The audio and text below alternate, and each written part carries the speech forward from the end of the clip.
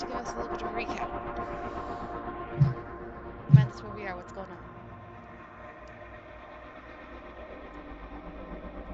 So there's a lot of moving pieces at the moment. Yep, yep. Yeah, okay. So, last session, we followed Kana in a little bit of a flashback where she spoke to several Jedi about increasingly worrying topics, mainly about the vision that she's had and what it could possibly mean. She was looking for ways to find.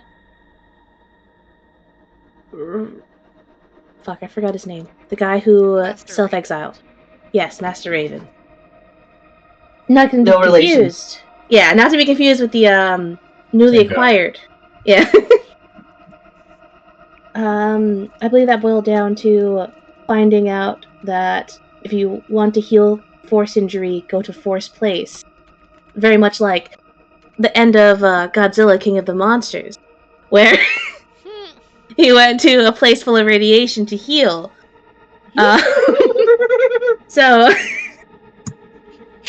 listen, if you want to recap and no one else is going to do it, I'm going to do it in my way. Okay? Force Nexus. And he's probably over in those areas. She got a list of possible Force Nexus planets. Some in good places, some in neutral places, some in bad places. But she's got a list. I will say them out loud again for those that need reminding of the list that she got. And it's Felucia, Onderon, Bis, Belsavis, Voss, Korriban, and Ziost. And you all know for 100% certainty that you desperately don't want it to be Korriban. Unlikely to be Korriban. Korriban and what was the last one? Ziost. Spell? Ziost. Diost. Okay.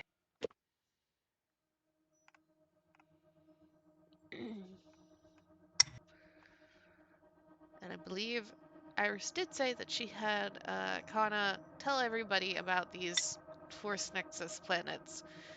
So they would all be listening out for things that might pop up in relation to them. Mm-hmm. Yes. It more or less summarizes what Kana was up to.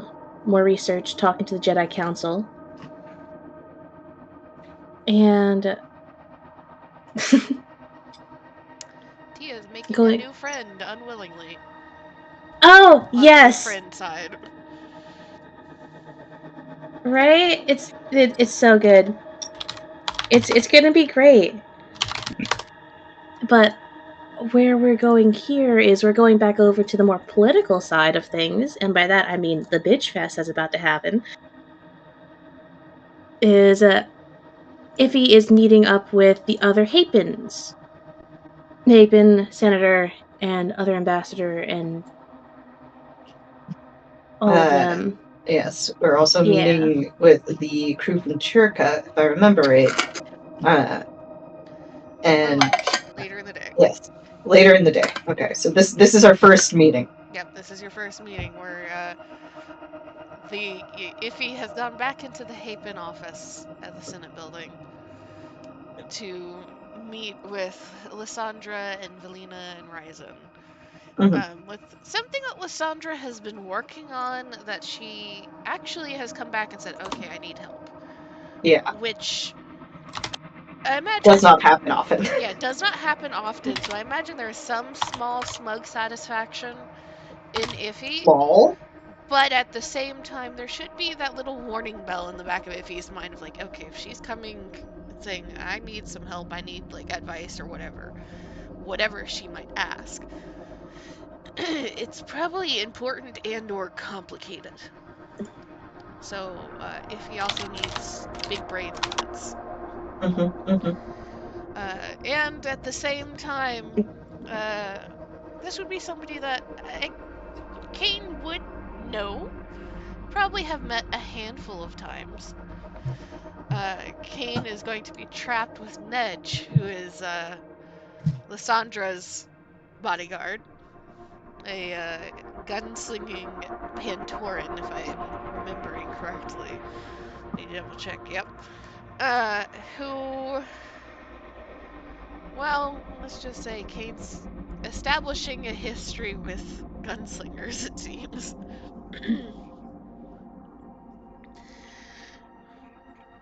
But we will shift back towards the Senate building unless anybody else has anything else to add really fast. Or anything to clarify really fast.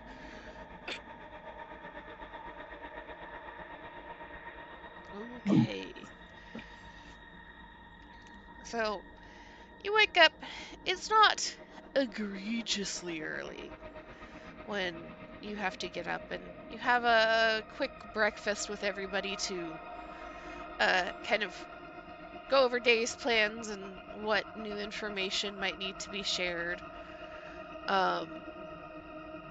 Including Kana talking about what she discovered and confirming that Kane's all good.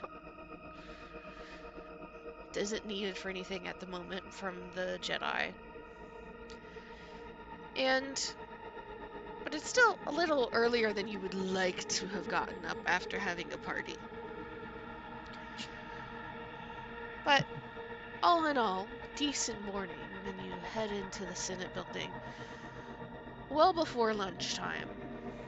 And it's clear the divide when you come into the Senate building this early of the night owls and the morning people. Because there's far fewer people here than you usually get after midday. Most Senate sessions don't even start until after lunch.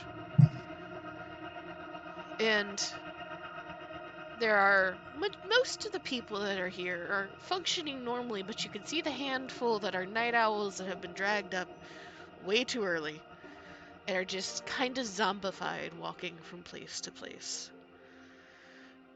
Very few people here are concerned at the moment with the height of fashion and height of appearance. They're just standard Coruscant business dress, more or less.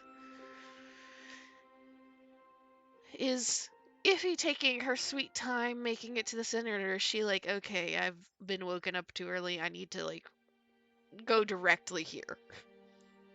I feel like, would Tia have woken her up early the next day? Because she's the early riser in that relationship.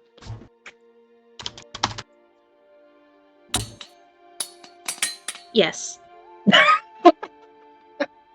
So she's up a little early. I imagine she's not entirely pleased about that, but the extra time was probably spent getting her face beat, etc. You know, lots of makeup, getting the look just right, hair, all of that. Sick outfit, all dolled up. Up way earlier than she would like to be, but she's still present. Is Iffy going in height of fashion, or is Iffy aware that, this early, not a lot of people are going to be doing that? I wouldn't say height, but she's well dressed. Gotcha. And Kane, you're fresh off of a council meeting and freedom. Kind of freedom. Freedom in quotation marks. And you're heading into the lioness den. And you know it's the lioness den. How's Kane doing? He's a little. He's always anxious before this sort of thing, but he's also a little conflicted because he just got a bunch of actually good news from the council. Like that council meeting went well, make no mistake, but he is conflicted because now he's stricken with the choice between representing the Jedi in public now and not doing that. And he's never really had that option. Now he has that option. Like I think when the council meeting had concluded, we agreed that like Kane would have gotten a set of Jedi robes to wear, Mm-hmm. You have which a he set did of Jedi, wear. which would be if you picked Lissy, she generally keeps them pretty muted, so it's going to be gray and black and dark brown, not Mhm. super light tan or anything. But the one requirement would be that he would have to keep his braid showing. You have to keep it showing too. So yeah, like this, the little aesthetic changes to Kane are something that he is now trying to reconcile with how he used to present in situations like this and how he is going to present from now forward for the foreseeable future. So he's choosing to put on the robes. He's gonna wear the Jedi robes, and he's going to mentally prepare what his explanation is to Iffy about how he thinks it's probably a good idea because it's both like representative of his station as a Jedi, and it might make her look better because the Jedi have an interest in this ambassador. Like, whoa, she must be important, right? Are they? They're not white, right? They're like gray. You said. Yeah. So I want to throw out for you. It's very much a Kane choice still, but Lissy does not like wearing her robes unless she has to. She very rarely wears her robes, which is part of the reason why Kana, her robes are not super formal. But you can choose not to wear them, aside from like official Jedi business. But Lissy almost exclusively wears black and gray herself. So all of her Padawan tend to end up in black and gray, or if they want brown, like a very dark brown. Mm-hmm. I imagine Kane probably got a set very similar to Lissy's, where it's blacks and grays, a lot of shades of gray, and it's still very obviously Jedi robe attire. It's just colored in a much darker way. And in some ways easier But to blend into a crowd. yes, that is what Kane is still thankful for. Like in general, if people aren't paying attention to the actual make of the attire, he feels like he can still kind of stick in a crowd and not stick out.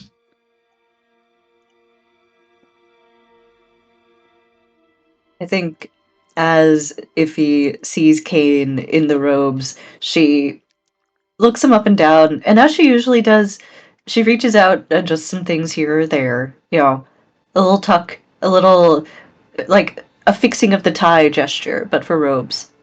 Mm-hmm. And she smiles, but it's a little teasing. You know, the gray is closer, but the color's white. I know.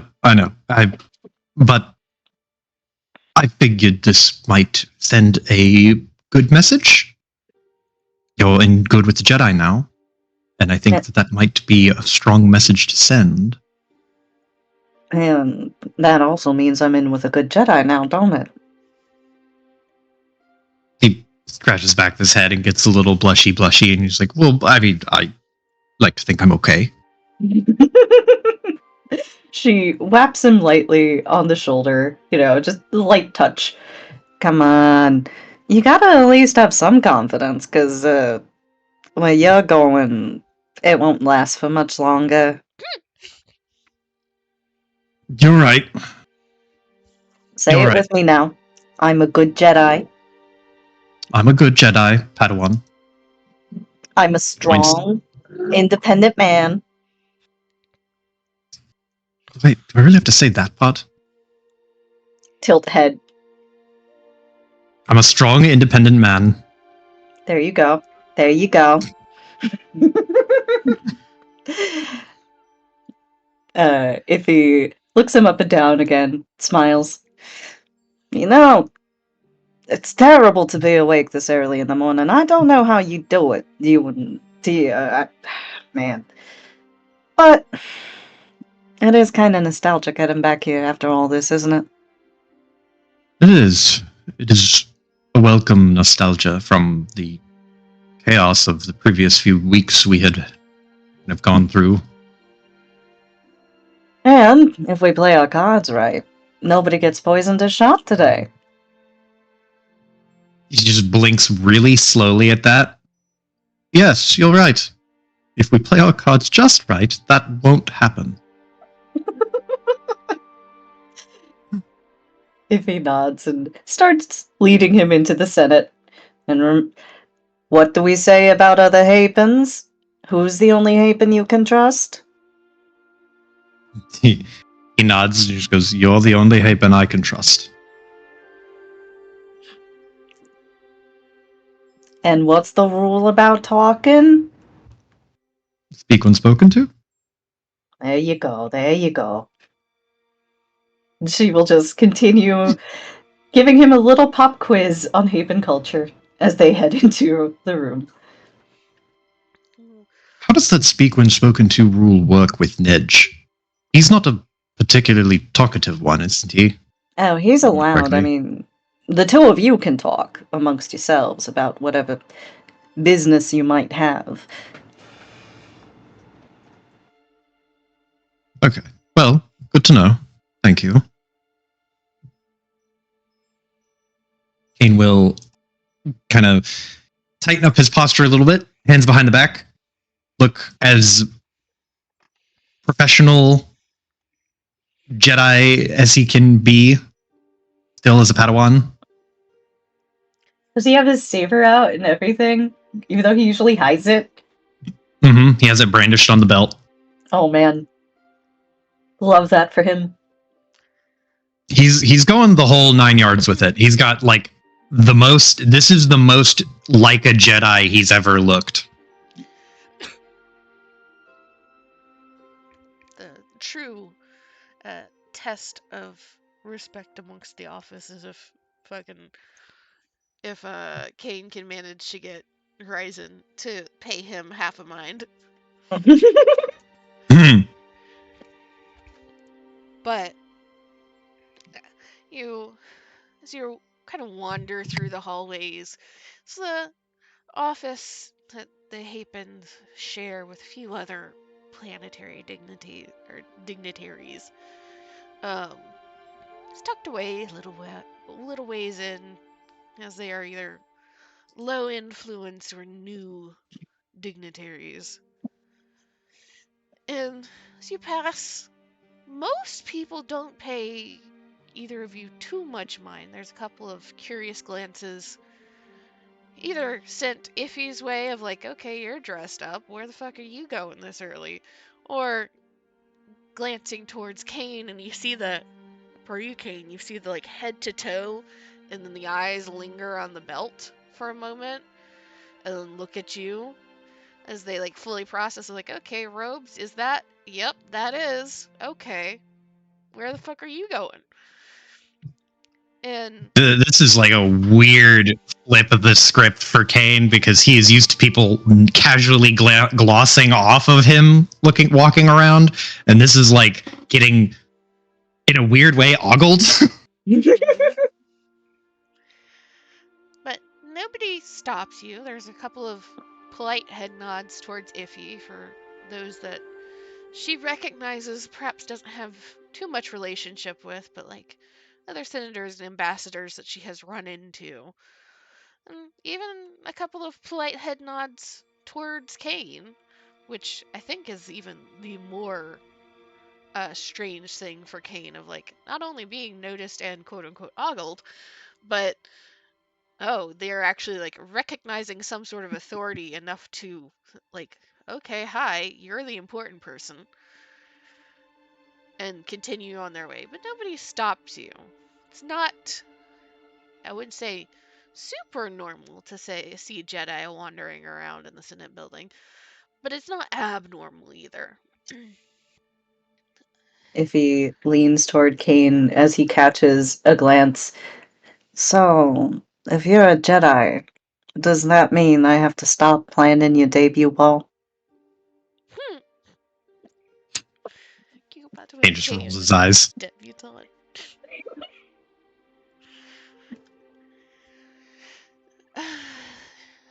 Did you say Kane rolls his eyes? Yeah, Kane just rolls his eyes. It was gonna be a really nice party. We can. You're not seriously asking, are you? Like, nothing changes. Not between you and me. Not really. I'm just saying, there might be a nice girl in here somewhere for you. Except for that. That does change. If he holds up a finger with her good hand.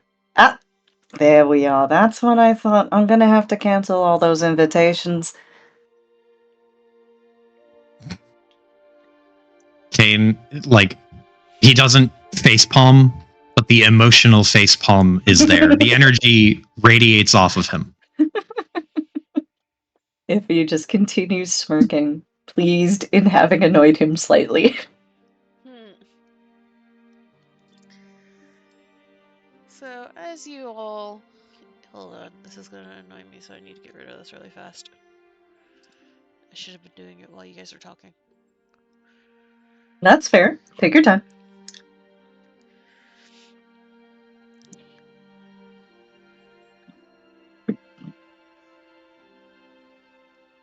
Sandra... Ish. So, as you all enter into the office complex, again, to remind you kind of the setup, there is a main kind of sitting lounge area with even a small drink station. And around and off of this main section, you have the offices for a total of 4 different planets. And each one of those has a small sitting area, kind of a front office, and then a back office for whatever the needs might be, so that private conversations can be had, little meetings can be had, or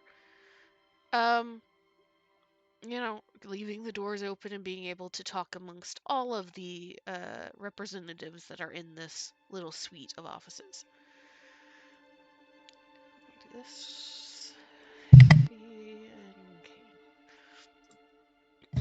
And as you enter, there's nobody sitting in the main sitting in lounge area.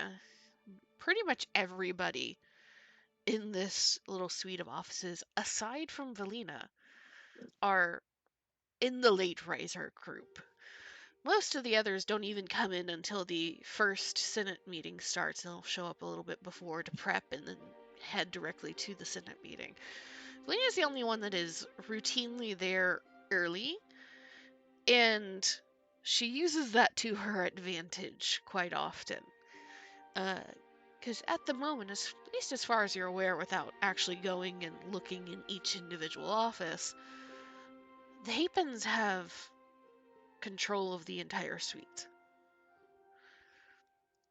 Though she's not going to hold the meeting out in the main sitting room, and you walk through and just kind of notice, it's a little oddly quiet, a little oddly empty, especially, fuck, why did her species just run out of my head? The Zeltrons? Zeltron, yeah. I like that you knew exactly who I was talking about. Oh, you said it was oddly quiet. I was like, I know who's not quiet. Especially considering the Zeltron office is here, and usually there's people just hanging around for the Zeltrons, even if there's not official business to be had. But you work your way back to the back office, and you can hear voices already when you're in the hallway outside of the office. And Ify, Kane, you both immediately peg, oh, that's Valina and Lysandra talking. And, Kira, I will leave it to you. How Kane has met Lysandra a few times. Mm-hmm. Not a lot, because the two of you try to stay out of each other's way. But how would Ify have described Lysandra to Kane? I think it would have gone something like, Well, I guess she's kind of like me. If I was, boring and obsessed with fighting and came from enough money, I never had to worry about nothing. So, I guess she's kind of clever. Obsessed with fighting. Well, she's from one of the biggest military families back home. Hmm. And don't get me wrong, I'm incredible when it comes to business, and she's incredible when it comes to uh, all of that stuff. When you say all of that stuff, do you mean military strategy and tactics, or Yeah, like those games you play. pinches the bridge of his nose? Yep. More than just a game, but I can understand your point. She is not a business person. No, she's real cool-headed, calculated, you know what I mean? Always thinking big picture, long term, trying to move those little pieces around, get them to make the shooty pew-pew sound, all that. Strategist. Yeah, something like that. And I'm not saying she's not good at a job. I just think she could stand to have a little bit more fun doing something other than swan diving into piles of money.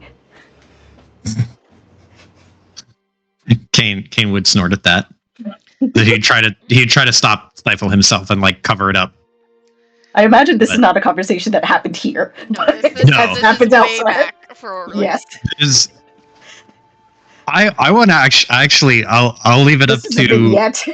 yeah I'll leave it up to you, Kira, and Yuzi if you want this to fly. But I fully expected that when Iffy, like before Iffy ever introduced Kane to any of the other senators, Iffy was like, okay, here's a quick download of all their shit, just like a really, really quick summary of who they are.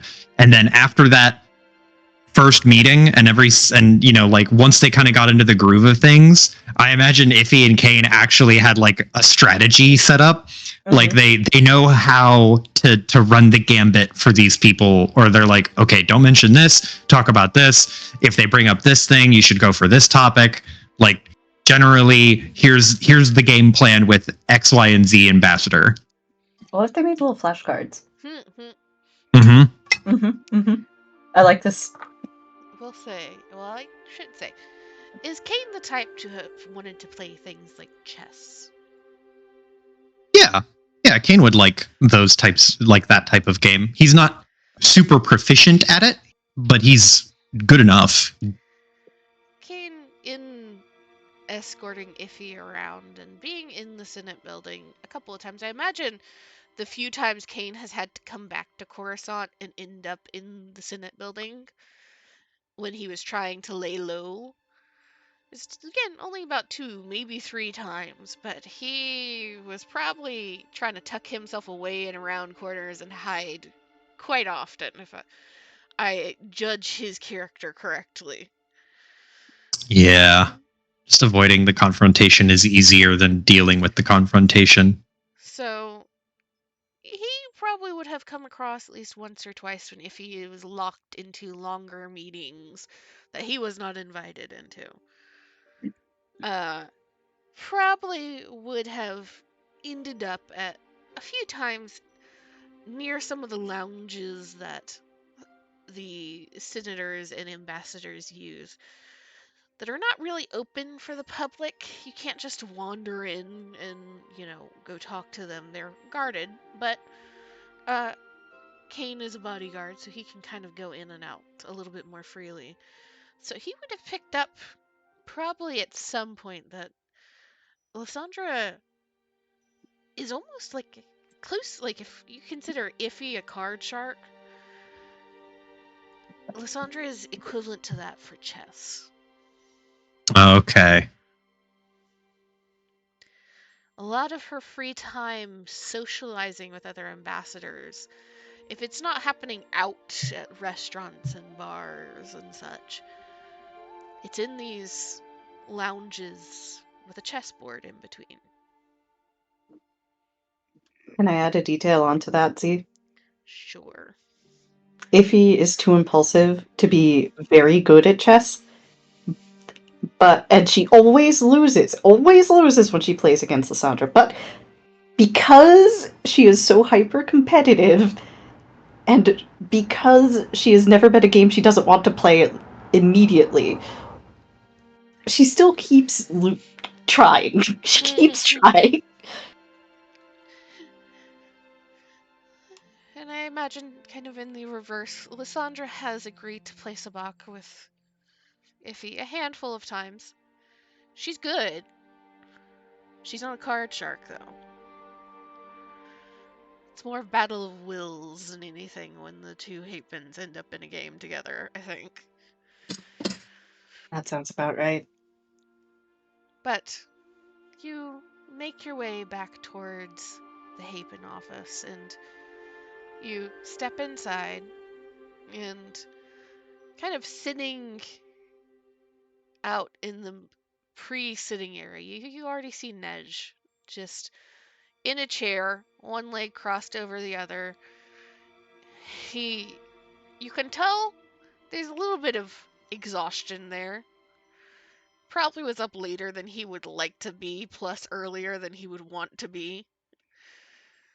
Just got one of his blasters out, has disassembled it apart, and seems to be cleaning it. A rag and some leather just draped over one of his knees. See him kind of glance up as the two of you enter, and he looks Iffy over first, and there's not much of a reaction before other than a respectful nod. But he never gives Iffy much more than that. He tries to keep his hands out of that particular cat fight as much as possible. And then his eyes drift over towards Kane, and you feel the head to toe, a blink, another head to toe, and then his eyes slowly drift back up and meet yours, Kane. And what the fuck is this?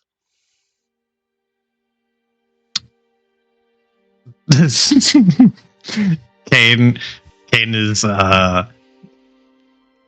he's not really sure how to answer that one, but he will simply raise an eyebrow and look down at his own attire as if he examining his own shirt to make sure he doesn't have a stain or something. He'll just be, I've been reinstated in a way. This is more official.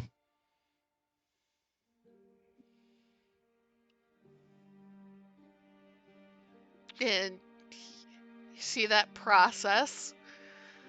His hands have stopped moving completely as he is examining Kane. And then he tilts his head slightly. Reinstated in a way. Oh, this looks a little bit more than in a way. They got you full copy pasted from the other ones. Why'd you try not to be them? It's a long story. Suffice to say, we are representing I am representing the Jedi now. In a more official capacity. And there's a blink. And he finally turns his gaze back towards Effie. And you're going to tell Valina that? Actually, you know what? He puts his gun back together, stands up, and just kind of does little tiny waist bow gestures for Iffy to head into the office. He has decided he wants to watch.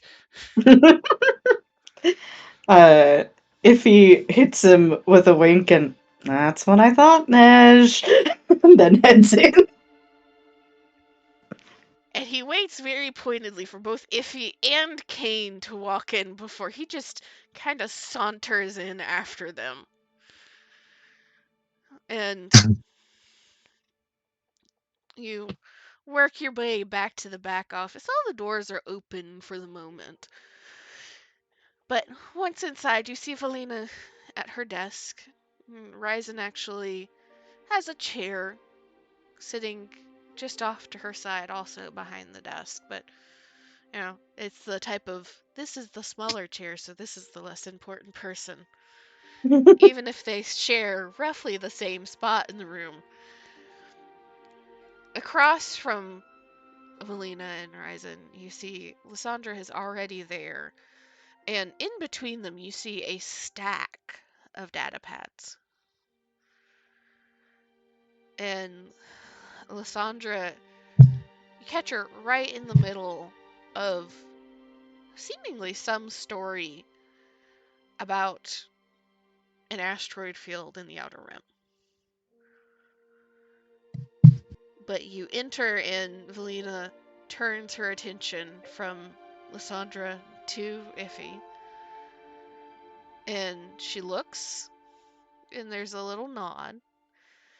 And then Kane follows in behind, and Nedge after that, and you see her eyes just kind of linger on Kane and then Nedge, and then Kane again. And there's a slight tightening to her lips. That's about all of the response that you get from Melina. So Lysandra turns in her chair to look. She catches sight of Iffy first, and there's a little tiny smile. Oh, look who's decided to join. Iffy will approach for appropriate greeting, which I'm assuming is cheek kiss each side here. Mm-hmm. What can I say? I had some investments to tend to, but looks like you've already got started. What is all this? You, catching up on some history? Plotting a trip to Tilted an asteroid field? Lysandra returns the cheek kiss very lightly. There's not any hostility that you can feel as of yet, though as she air kisses one side, she manages to finally catch sight of Kane over Iffy's shoulder. And there's a tilt of the head away from Iffy as she gets the full sight of Kane. Oh, we are going to discuss all that, but... And she just looks towards you, Iffy, and gestures at Kane. So, you've got questions. The both of you, I'm guessing. She looks to Valina and then to Lysandra.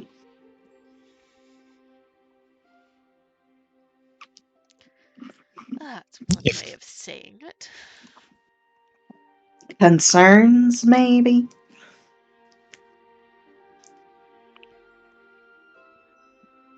And Valina goes from, she was kind of leaned back in her chair when she was listening to Lysandra, and she finally leans forward and very calmly laces her fingers on her desk. And she's staring at you, Iffy.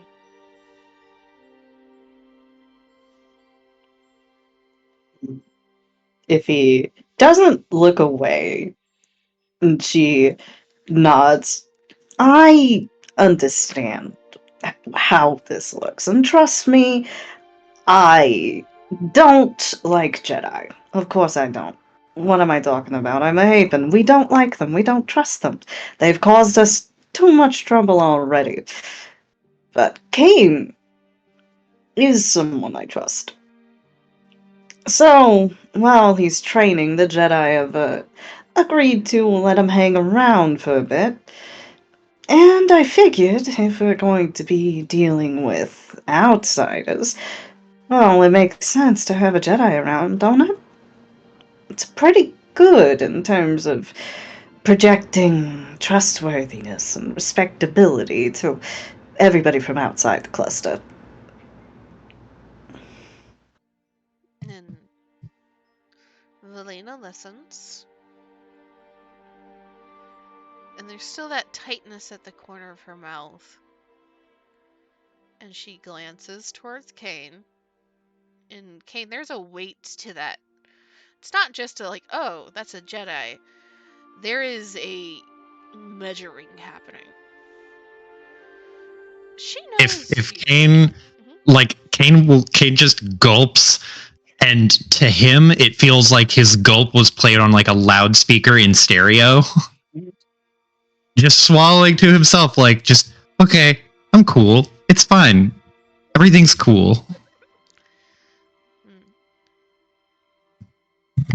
Valena has met Kane a few times.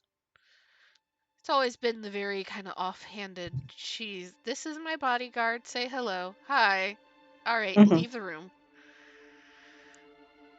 But she has taken Kane in stride and Iffy's fondness of Kane. But now, for the first time, she is weighing Kane. And she looks back to you, Iffy. So you are, what, planning on relying on the good graces of the Jedi and their reputation rather than building our own? No, I wouldn't say that.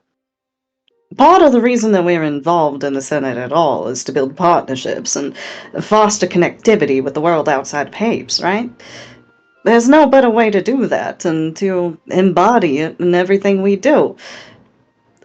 I mean, look at him. You remember when you first met Kane, right? He was shrunken little thing. I mean, he looked like he was maybe this tall. And if he puts her hand at, like, clearly Kane's chest level. And he's gotten so much better in that time. Standing proud, taking care of himself more. That's the sort of thing Hapes can do for everybody out here. If we're going to be part of a united world, we gotta provide a united front, don't we? And what if the Jedi orders are contrary to the Hapen need? I think this is a question that Iffy probably would have expected. Which is to say that I'm buying myself time to think of an answer. This is an interesting question to pose, for sure. Yeah, and it's a good one. Yeah. You were going to say something, Joe? You said, I think. No, I'm just buying more time because I also have no idea how to answer this question. Making sure that they don't. Let's see.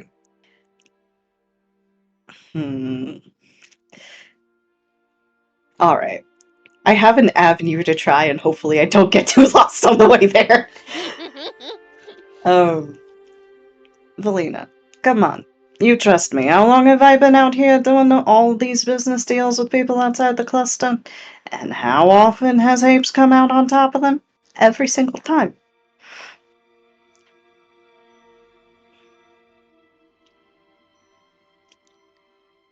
And Valena is watching you. You don't see a rise against in her face or in her expression. But there is a single arched brow, and she's waiting for you to finish the thought.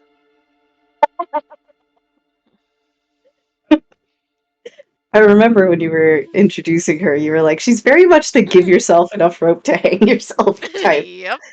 And here it is, the rope. I think if he's going to switch to Hapen. And she knows that Kane understands Hapen. But I don't think anyone else knows that Kane understands Hapen. If it comes down to it, then my reliance will always be with the Hapen Consortium, of course, and with the Queen Mother. And between, well, the respectable parties here, wink wink, nudge nudge, I think Kane's gonna be hanging around for a little bit. But there's gonna be a day when we'll have to part ways. And hopefully, well, I'm doing everything in my power to make sure that it's on good terms. It's good to have friends where you can. I consider him a great friend. But if it comes down to it, I also know I can trust him to go his own way, too.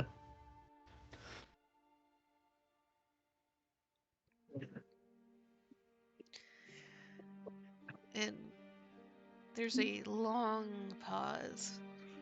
And Valina is just staring you down. She's waiting for some twitch or movement or sweat drop to come to show that you are lying or twisting your words a little too far. And I will need, as this is the first presenting rope to iffy moment, Mm-hmm. we'll do a cool check. Okay. Use a point. Use a light side point. We'll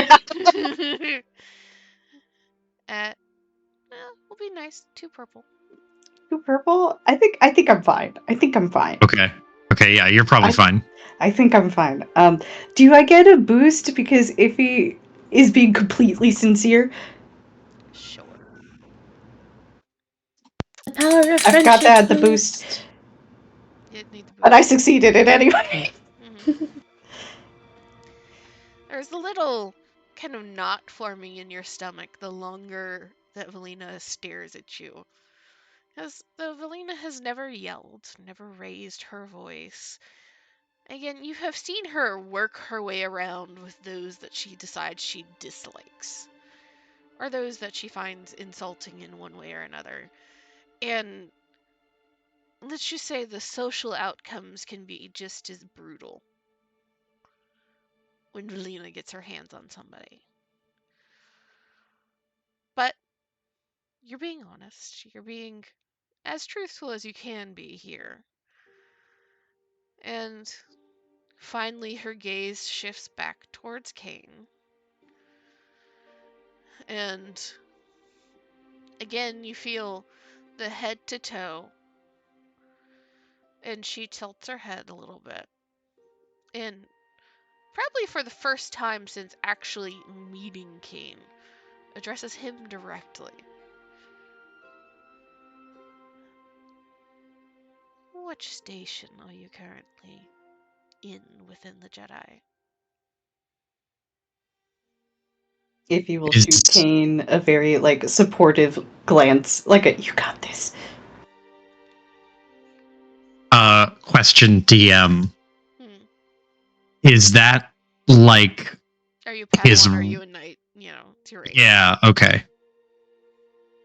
So Kane this is Senator Suma asking, right? Yes. So Kane will say, he'll answer truthfully. He'll say, well, I'm still a Padawan, though I'm a high-ranking Padawan. She kind of lifts her chin a little bit. And are you claiming any say or sway in the businesses of this office, the businesses of Iffy?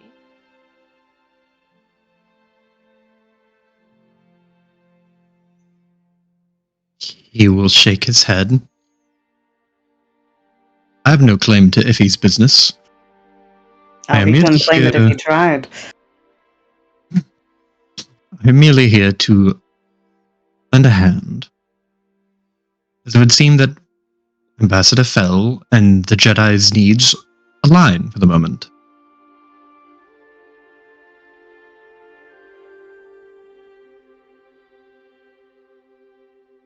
And you see her eyes kind of narrow for just a moment before she takes a deep breath, and there's a nod, and she just waves her hand, and there's a couple of chairs along one of the walls kind of in the corner. And it's a very clear, if you're going to sit down in here, sit down over there. Does Kane stay in the room, or does Kane back out? Kane will stay in the room. Are the other not bounty guards, bodyguards, are they also staying here? The only other one is Nedge, because you have never seen Valina walking around with a bodyguard. She only seems to go places with Ryzen. And Nej is kind of like, was leaning in the doorway throughout this exchange. He was enjoying the like, okay, these people are getting sweated here. And now that the things seem to be moving on, he is still in the doorway, kind of arms crossed, just watching. There's a little, if you glance in his direction, there's a little kind of expression of like, okay, am I staying too, or am I backing out? You both are in the same position, I'd imagine. Of like, where are we going? Where are we going? What are we doing? Mm-hmm.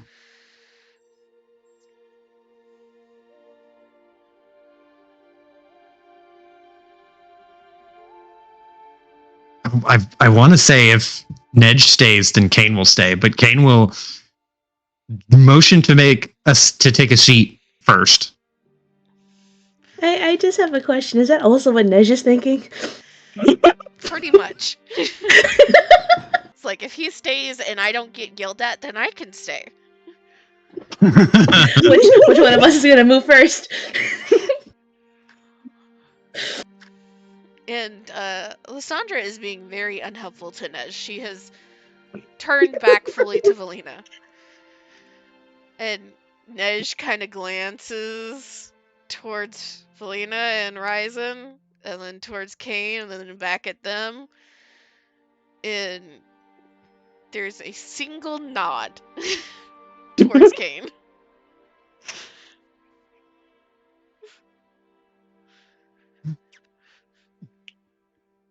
He's counting on staying out of line of sight, so he's waiting for you to fucking move.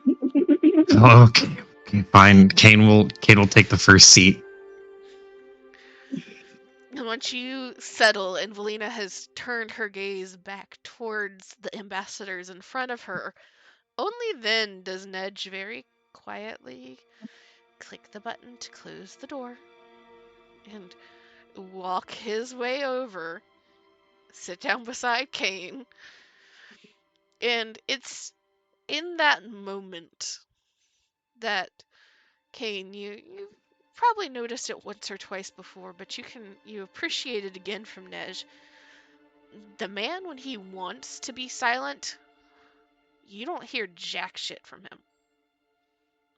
Footsteps, Ooh. breath, moving clothes. He becomes a ghost. He just very carefully takes the seat beside. You can see the like perch on the edge of the seat, like, am I about to get chewed out? Am I about to get like fucking thrown out the door for doing this? And he waits for a second, and then only very slowly over the next couple minutes does he finally relax back into the chair and sit down fully.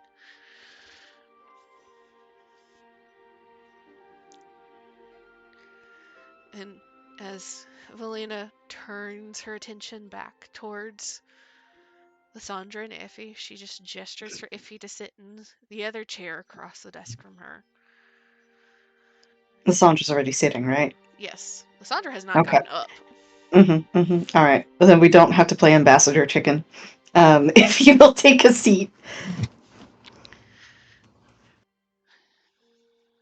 And Valina, again, sitting back in her chair, hands on her armrests, just kind of nods to Lysandra. Well, Ambassador Dario has come with an interesting problem that might behoove all of us to consider how we want to approach.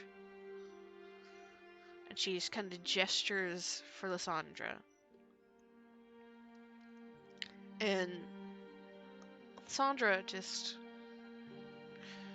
finally glances over her shoulder one more time, sees Kane in the corner, sees Nedge. You see a quirk of her eyebrow, and Nedge stops moving for a second, and Lysandra looks back ahead, and then Nedge continues to relax in the chair.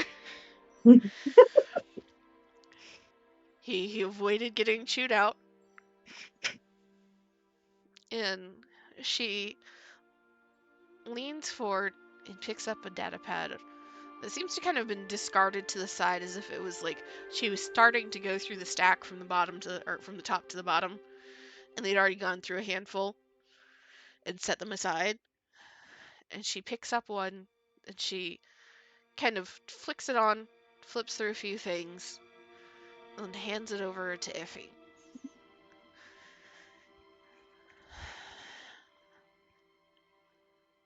Well, I am trying to keep an eye on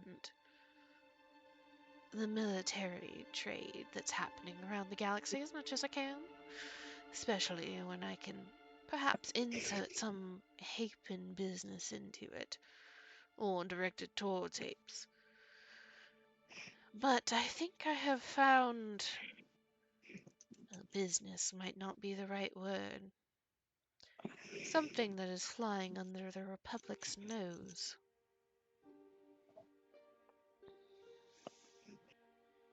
If he can't quite keep the sparkle in her eye down at the notion of something business related, perhaps, that people have not yet noticed. And so she leans forward a little bit. Oh yeah? What you call it then, if it's not business? An enterprise, maybe? A scheme? Well, you might want to call it enterprise.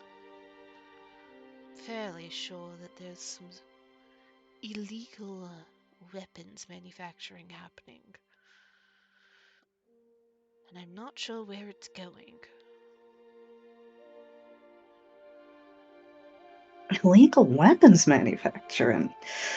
Yeah, it's a busy day for the military-industrial complex, ain't it? Did you find some sort of surplus or shortage in some of the records?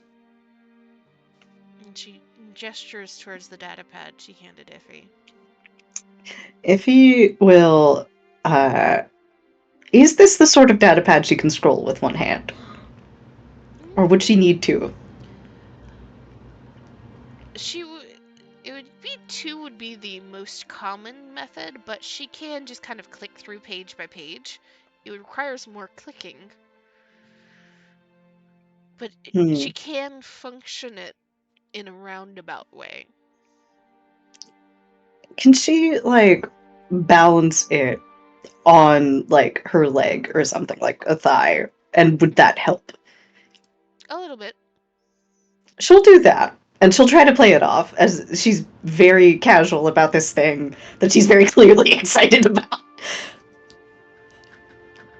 And as you kind of click through a few things, you see that there is kind of shipping manifests that are documented first.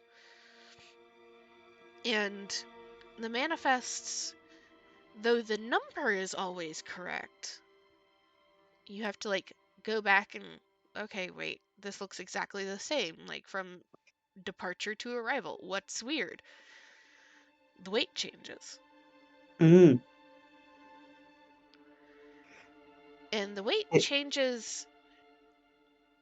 At first, your first instinct, if you were just looking at like 1 or 2 shipping manifests,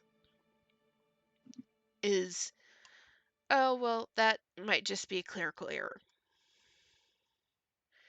It's not unnoticeable. It's a good, probably 50 to 100 pounds.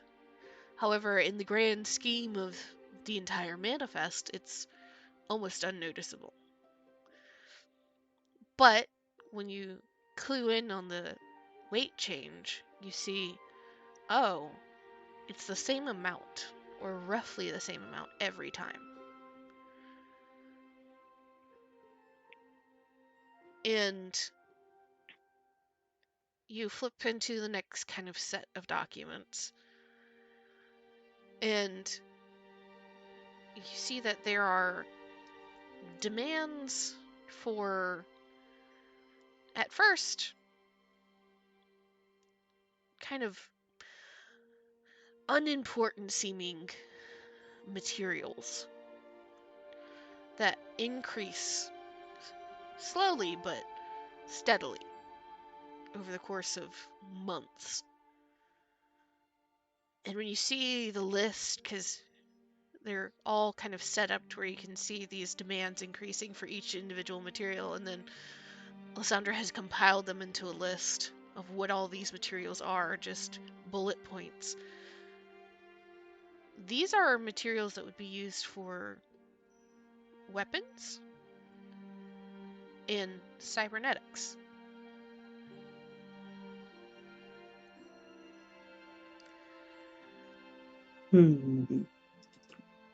Is there anything Iffy would be able to glean in addition to all of that, just from looking it over?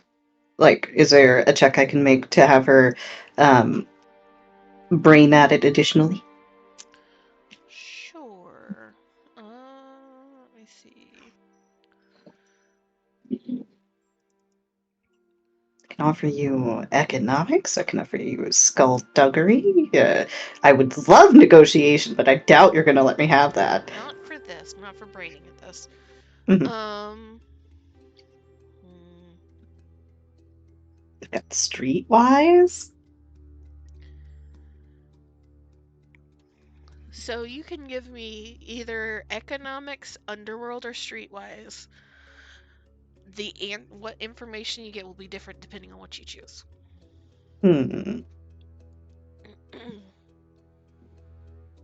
It's a difficulty. 3. 3. I feel like the numbers would activate her economics mind. So even though that's only 2 dice, I will go with that. All right. Here we go. So you start skimming through again.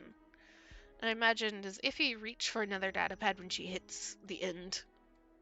Yeah, she would, but she would use the same arm, of course. You reach for another data pad and start skimming through some more documents that are slightly more detailed than the kind of numbers that are on the very first document. Which you would assume is probably, knowing Lysandra, she noticed the number differences and just compiled a whole bunch of that, and that was essentially her first swing at there's something going on here in that very first data pad. And you reach for another data pad and start flipping through it, and you immediately clock some interesting players as far as the companies that are listed in relation to some of these requests and in relation to some of the shipping logs. Most of the things that you are seeing, most of the companies that are being listed are, don't want to say like, you know what, fuck it, I'm gonna say they're kind of like the Sears and Walmart of the galaxy, right? They're kind of general purpose stores.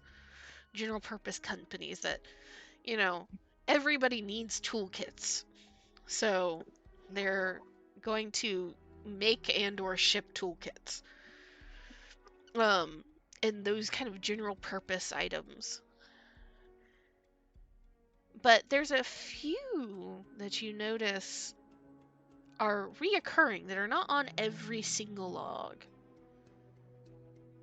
And in particular, one of them that you can't quite square because you don't recognize it at first. Let me double check the name here. Give me 1 second.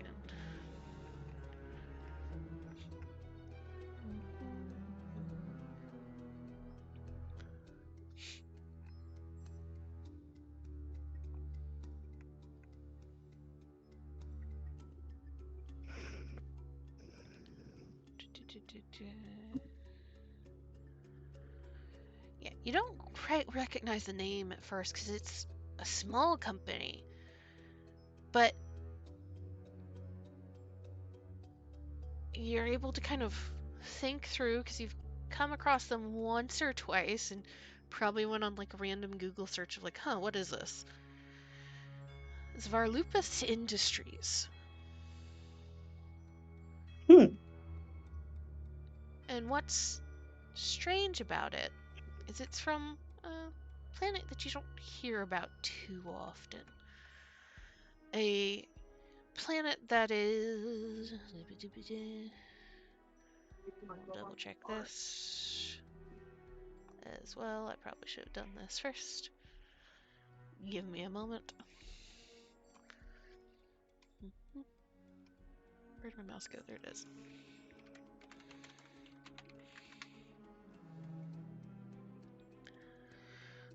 Yes. It is a planet that, or the Varlupus Industries is a small company that primarily serves Outer Rim. On a planet that has not had a whole hell of a lot of interaction in amongst the Senate in the larger Republic and the larger galaxy. It's based off of Uvina Prime.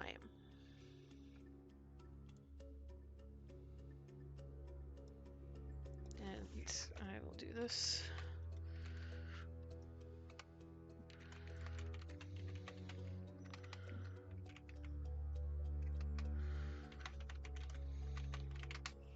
Spelling for you, Amy.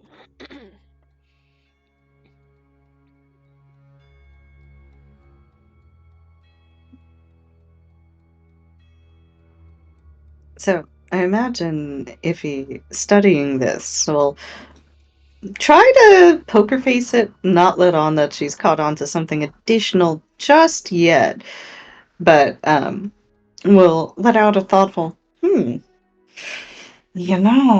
adjusting weights like this and slowly adding stuff over time is a classic scheme when it comes to smuggling. I think you're onto something here, Lysandra. Lysandra knocked a little bit.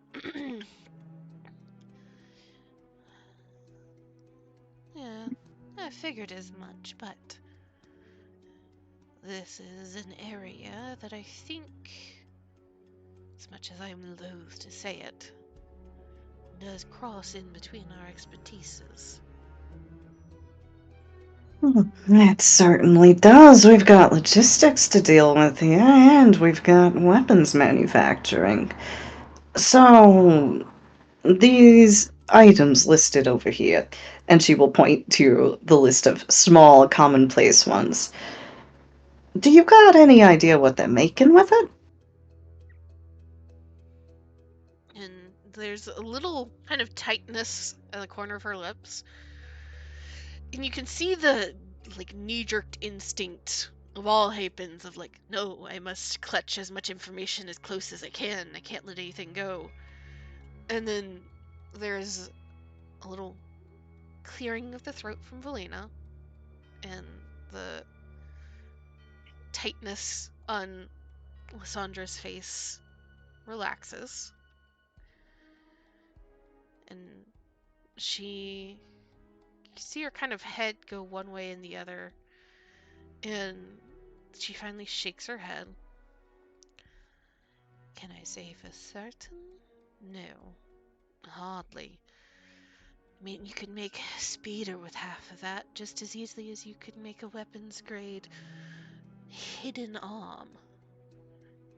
However, and she goes digging into the stack of data pads.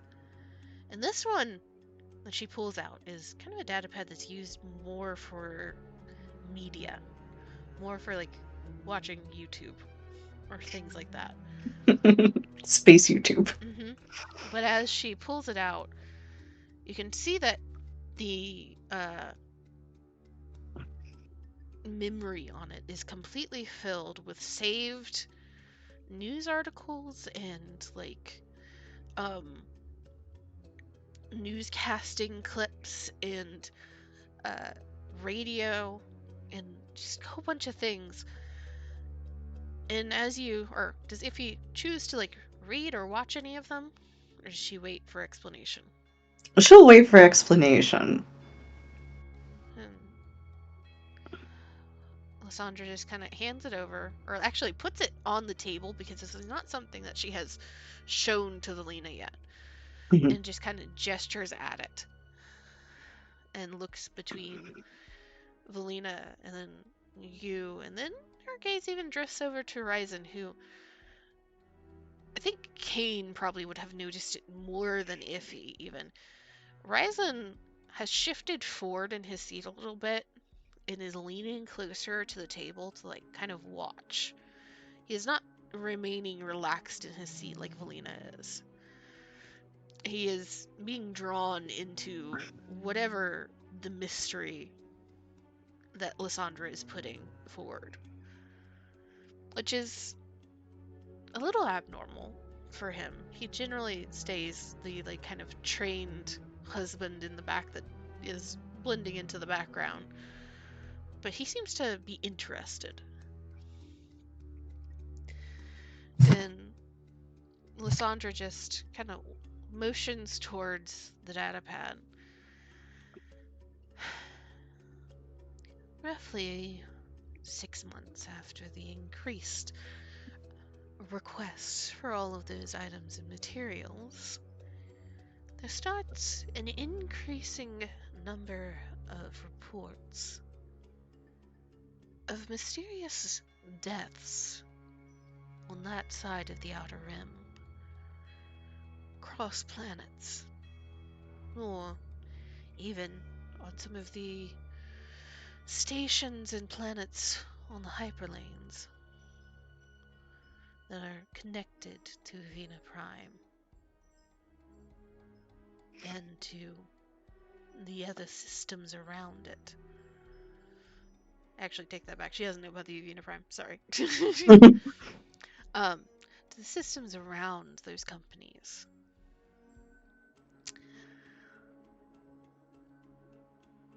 Every single one, nobody can explain how or why they died. They were all at the peak of health. Very few of them were mercenaries. And every single one of them was found with limbs or organs missing, surgically removed post-death.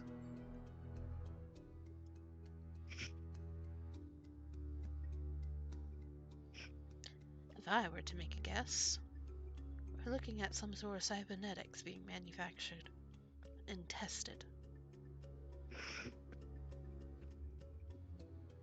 Now that is gruesome work. Does line up with some of the other stuff we've been hearing, too.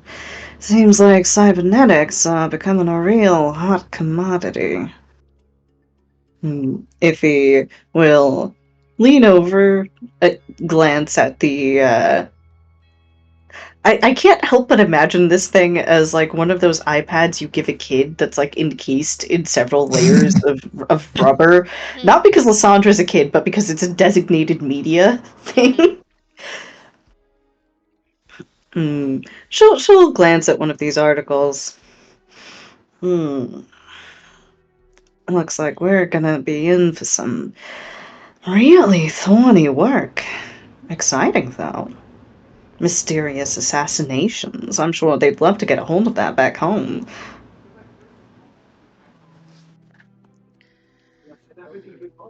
And there's a little tilt of her head, and Lysandra, kind of frowns. Not sure it's assassination would be the right term here.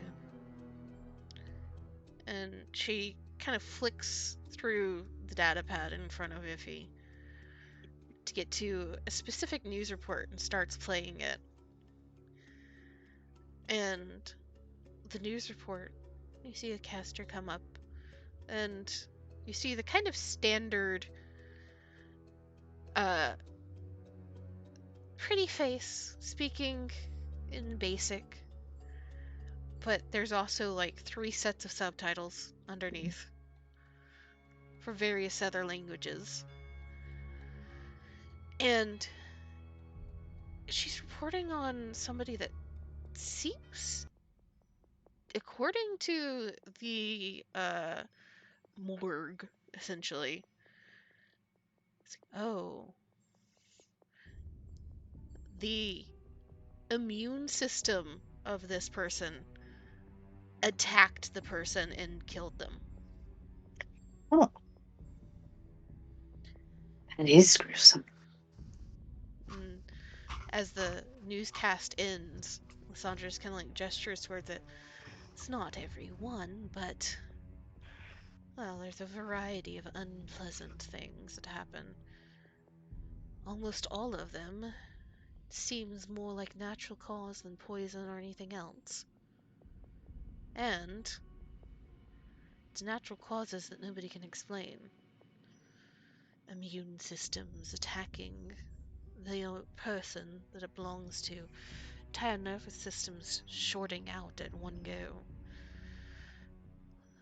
Lungs seemingly stopping working. No signs of asphyxiation, at least from outside source. Just all of a sudden, oxygen not going anywhere in the body.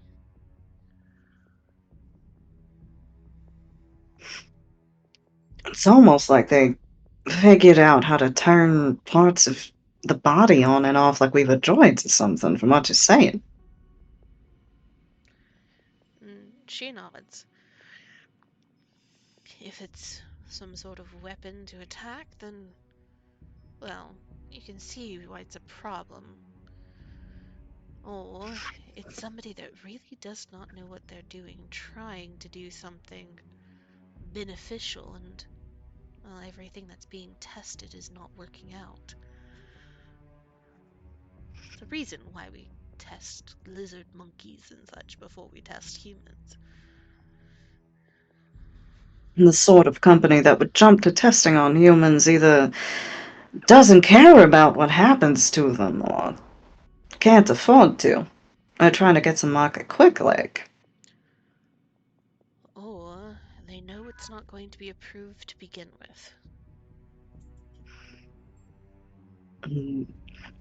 If he looks over all of the information, a concerned but also kind of activated looks on her face, as if she's trying to put things together already. Hmm. You got any idea where to start? I've got my own ideas, but you're the one who brought this here, so. And if he looks to Lysandra with a small smile, I figure you should be the one to take the lead.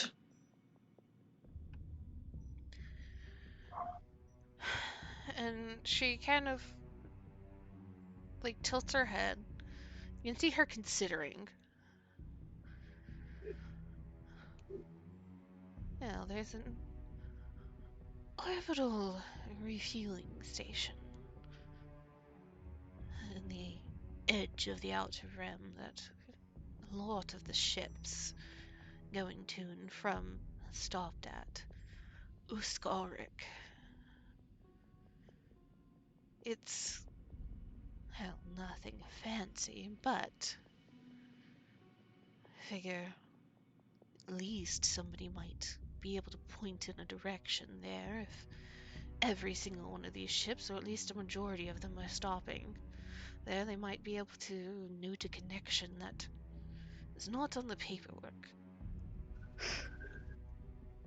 He will reach out for the media iPad. And does that thing have like a map function? Mhm.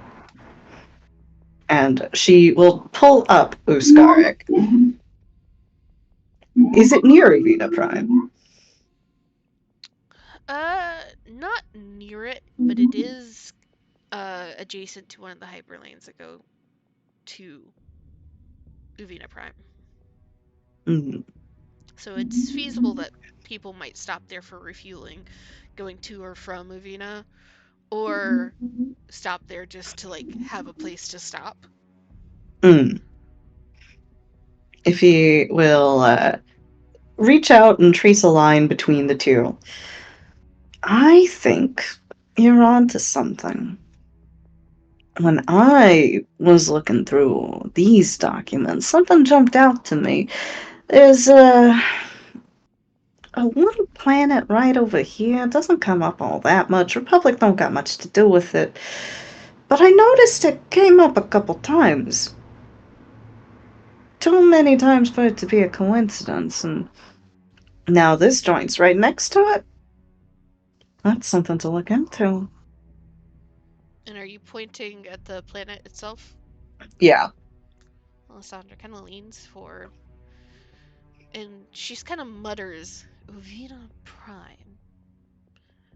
And she frowns and leans back in her chair, and she actually turns her head and repeats Uvina Prime louder. And you see Kane, Nej is beside you. He's been listening, but he has only been like kind of half paying attention. He is aware of all this. He's been in on all of this research. But as Lysandra has addressed him more directly, even without looking at him fully, his head kind of lifts and he tilts his head. And if you would like, Joe, you can roll an outer rim so you can figure out if there's anything you know about Uvina Prime. I'll try. Or hold on, let me open Kane's, see if there's something else there.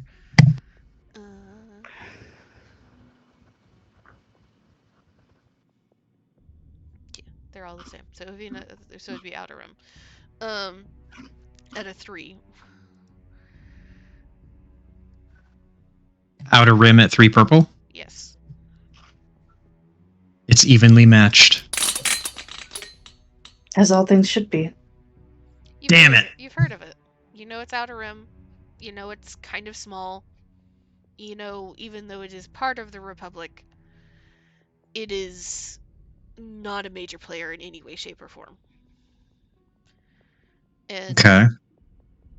Nej kind of spouts that back to Lysandra, but Nej also he lays all that out. He pauses, and there's a little frown. Well, if I'm not mistaken, that is the home planet of the Shistovanians. And They're that, the other people in this complex, right? no, Okay, oh, whew. Jesus. the Shistovanians does immediately ping for both Iffy and Kane. Essentially, the best way that I can describe it by our terms, like real world terms, they look like the two-legged version of werewolves. Aha. They're bipedal, lupine-looking species. Large, broad, strong, claws and teeth. Furry. And that's part of the reason why they are not super involved in a lot of things because there are quite a few species that find them scary looking just by appearance. Though there are, Star Wars, there are some interesting looking aliens that are embraced and accepted. They look less friendly than like a uh, Wookiee does. Wookiees don't necessarily look intimidating. These do.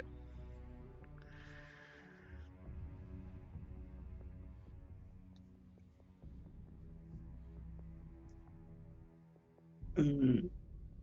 Ify tilts her head. You ever seen a Shistavanian with a prosthetic before? That's spooky. Lysandra just kind of frowns. And if it is indeed cybernetics or something going for them, designed for them, it would explain why other species are dying so quickly as soon as it's being applied to them.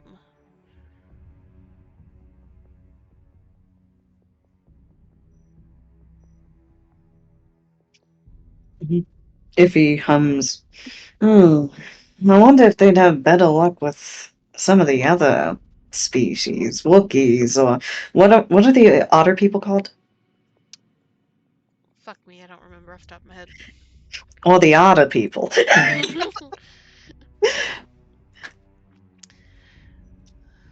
And Lysandra kind of, her head goes side to side.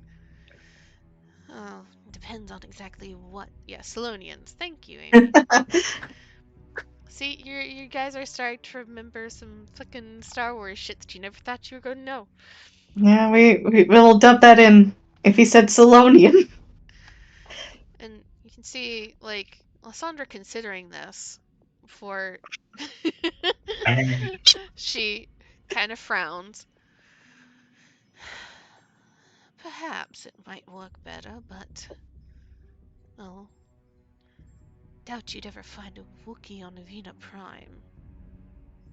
Opposite sides of the galaxy. Two species that are not inclined for travel. But I wonder if they're inclined for hobnobbing. And she turns to Valina. Does Avena Prime have a representative here? And uh, you see Valina, she's already kind of looking at something. She's pulled up a database and is kind of skimming through things as as the two of you are speaking. And she shakes her head slightly. They've declined to send anybody. Their interests are represented by another senator. Represents that entire side of the galaxy, at least that entire section of the Outer Rim. But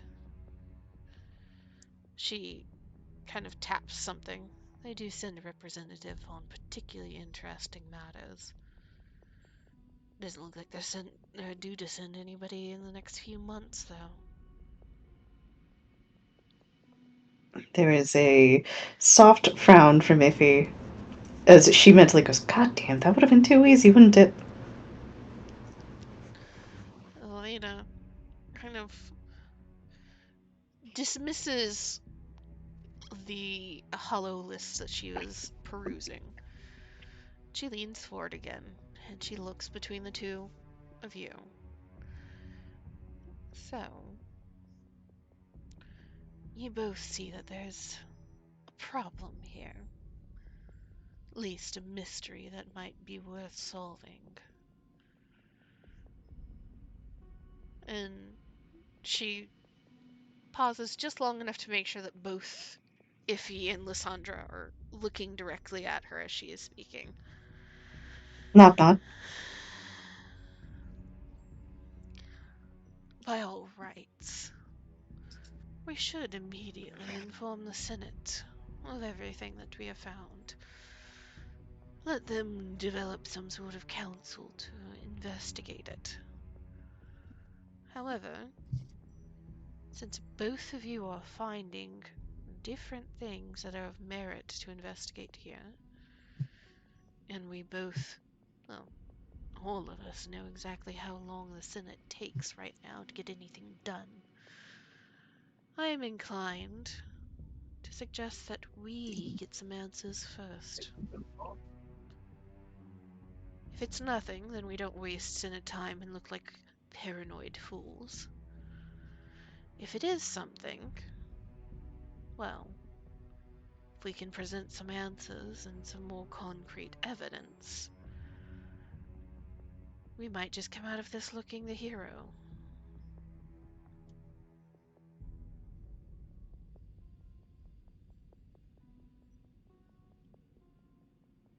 If he glances over to Lysandra, how's she looking?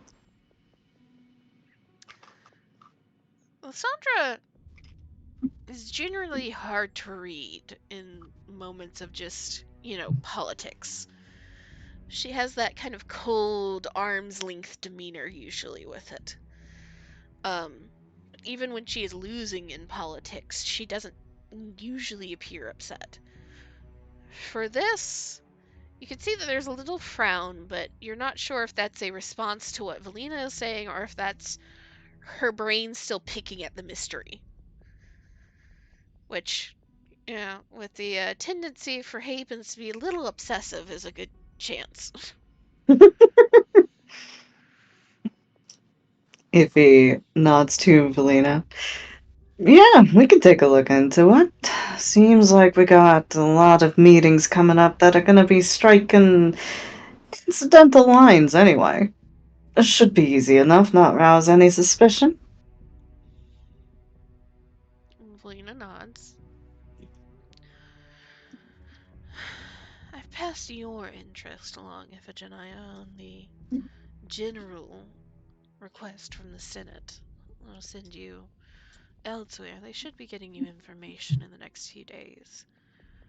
But I think the best course of action here is to send both of you out to the Outer Rim to investigate this as well. And she looks towards Lysandra. If you already have a station in mind, might be best for you and your ship to head that direction and see what you can uncover. And she looks towards Iffy. And you're getting rather good at talking to non-Hapens. And you discovered Vina Prime as a possible location. Perhaps you take your... And her gaze slowly shifts over to Kane. Jedi, and go that direction. You know, I am good at talking to non-Hapens, but I gotta tell you, it's just there's gonna be a change of pace. I can manage, though. And she nods. Mm, Dig if as he much glance, as you can. Dig as much as you can. Find out what you can. The more you solve, the better for us, but don't start any wars, either of you.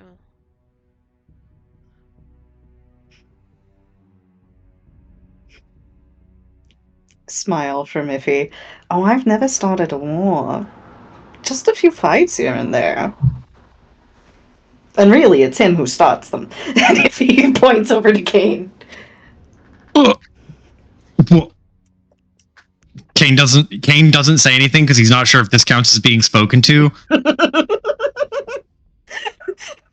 But there's that, like, oh god, oh no. Yeah, there's the guffaw and like what? I'm completely blameless. And then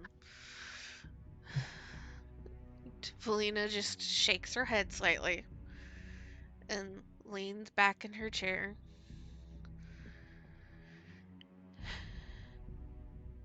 And be careful with this. If they're keeping it under the books, that far out on the edges of things,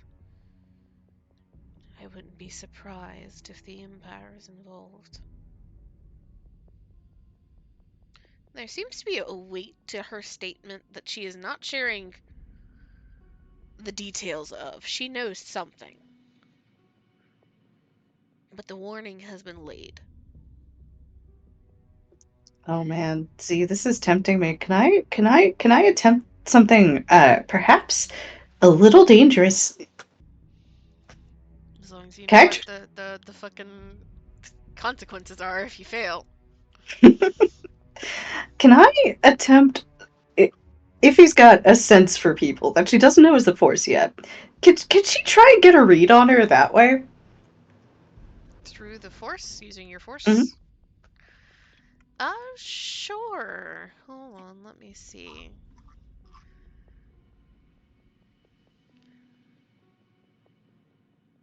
So, yeah, Amy, that might be the case. So with your force... Oh, I'm not looking at the correct sheet. Hold on, where's Valena? Yeah, I thought that looked weird. I was looking at Iffy's sheet. I'm like, well, that's actually a good, nice roll.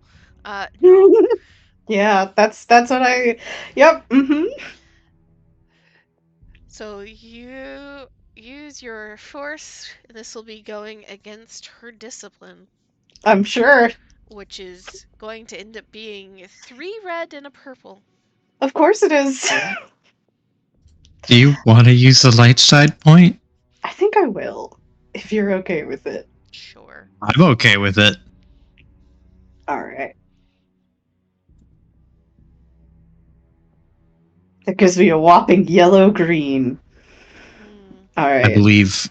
The other thing about this that I think is interesting is that Kane will realize she's doing it.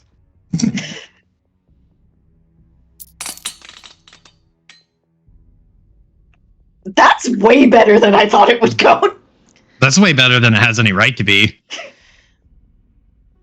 So you kind of lean in and well, tell me how Iffy is doing this.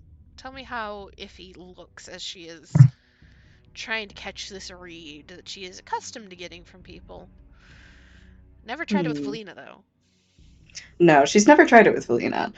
I think that when she does it, her eyes narrow in like a very particular way, as if she's reading something very, very interesting in front of her. And there's a thoughtful look that comes over her, and she holds the glance for just a little long.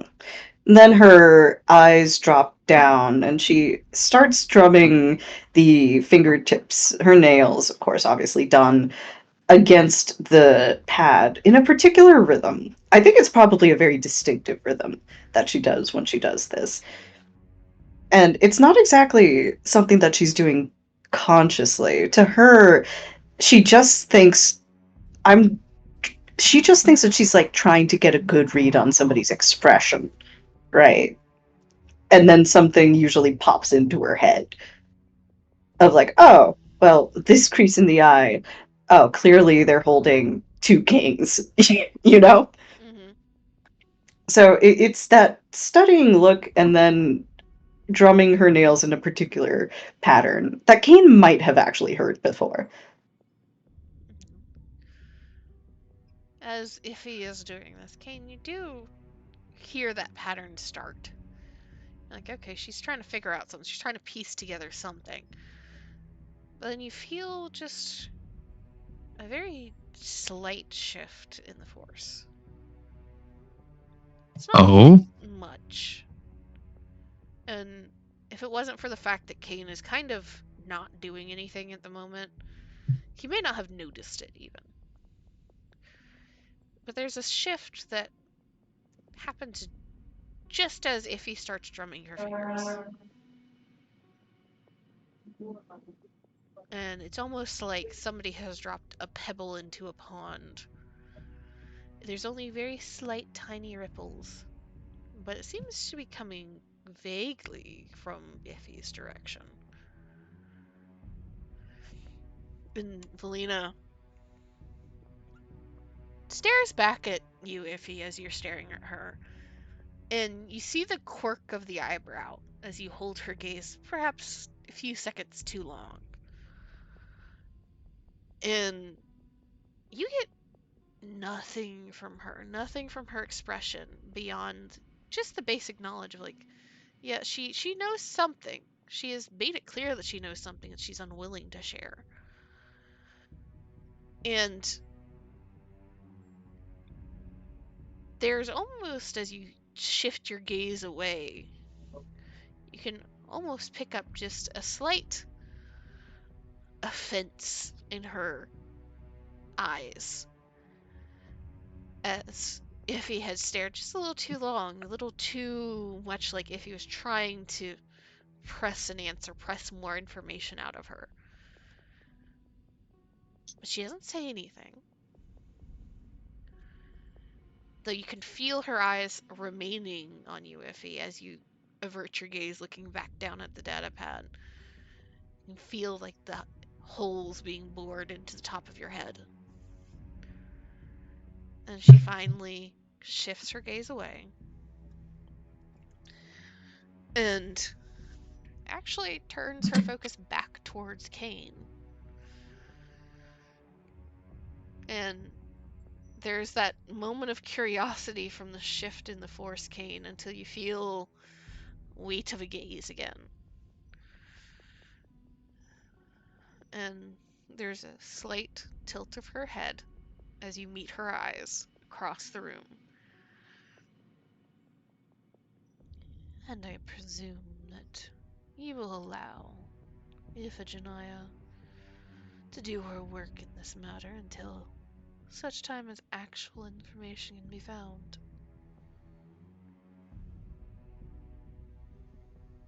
Kane will nod. The Jedi won't obstruct the ambassador's work.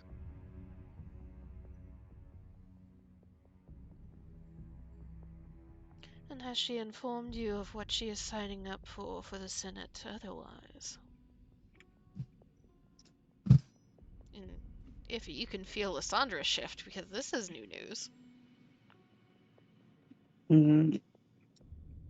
If he will, would she have told him? I think she would have. She trusts Kane. About their little camping trip. Camping trip to Oh, the force-heavy planet. yes. Kane will nod and says, I've been made aware.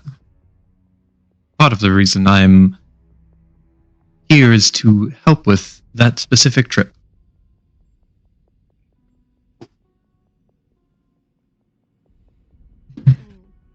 Elena, just like, her head lifts just a little bit. Then she nods. And she'll look towards Lysandra. And then Iffy. Well, it seems like the two of you are going to be quite busy for the next several weeks, at the very least. So each of your tasks will be done just as quickly and efficiently as possible. Prefer not to hear any tales of another one of my ambassadors on a battlefield. Me, let me just roll a cool check real quick. Let's see. Would you say this is 2 or 3? To keep from flinch cringing. Well, it depends on how. 2 if it's just standard. 3 if you feel like Iffy would be already off kilter from Valena disapproving of her already in the moment. Let's go with 3. Cool as a cucumber.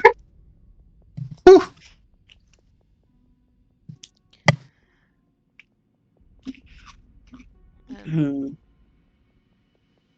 Valena just kind of gestures between the two of you. Of course, all of the resources of this office are at both of your disposals. However, this, and she taps the top of one of the data pads. Like it or not, I do expect the two of you to work together on this.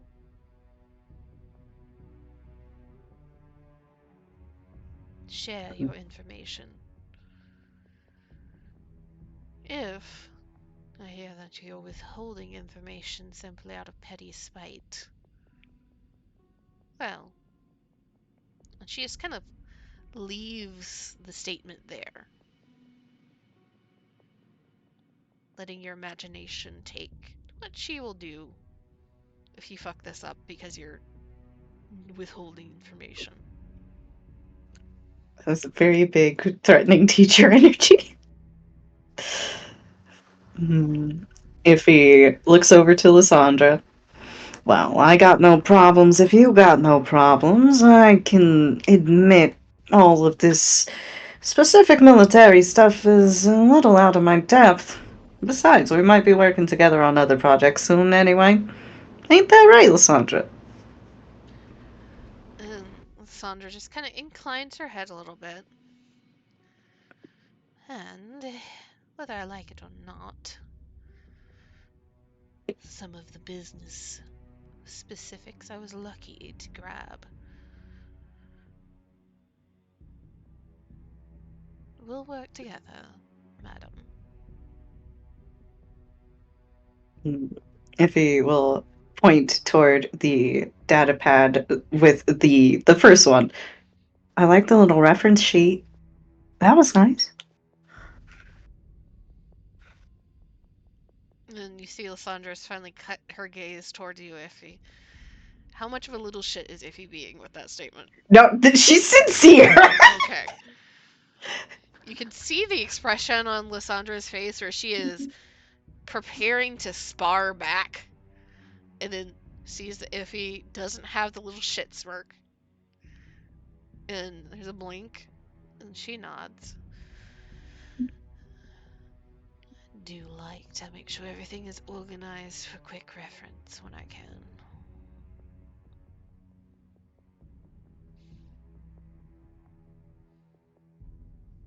Good luck talking to the... You can see words forming on her lips that she fights back down. The foreigners? Yes. If he nods. I'll handle it. You want detailed reports on that, or should we just meet up in person? Well, she kind of looks at the map that you had pulled up again. We can set a meeting point after we've both had our chance to look things over. Besides, if things go sideways, it might be useful to meet up anyway.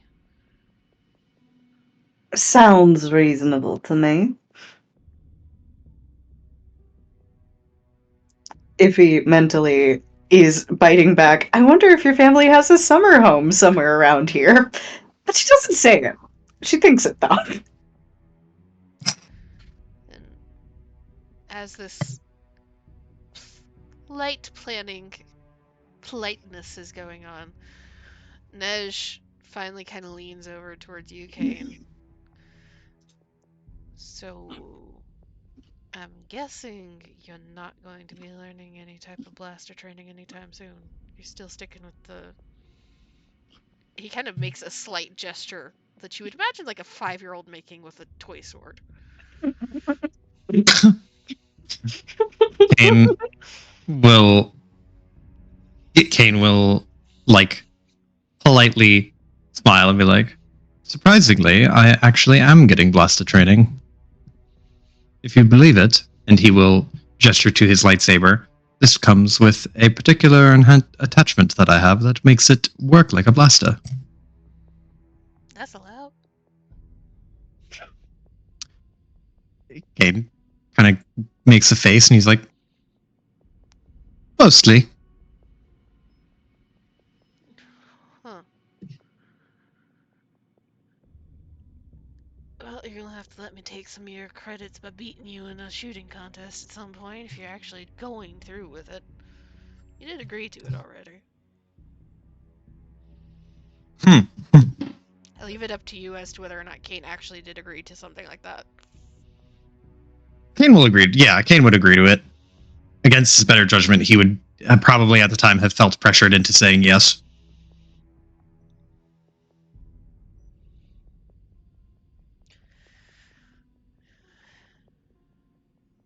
he kind of leans away from you a little bit, and you see him kind of like studying out of the corner of his eye, not fully turning towards you, kind of taking you in for a moment.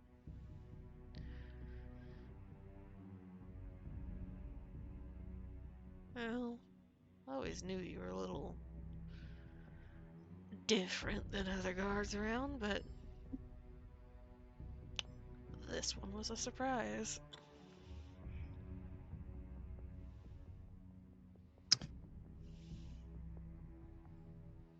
Kane opens his mouth and he like will smile a bit in this kind of coy way. He'll say, "I like to think I keep some surprises hidden up my sleeves."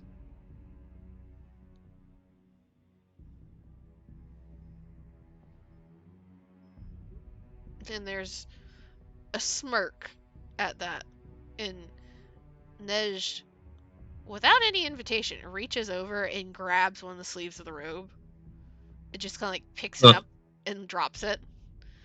Yeah, sleeves.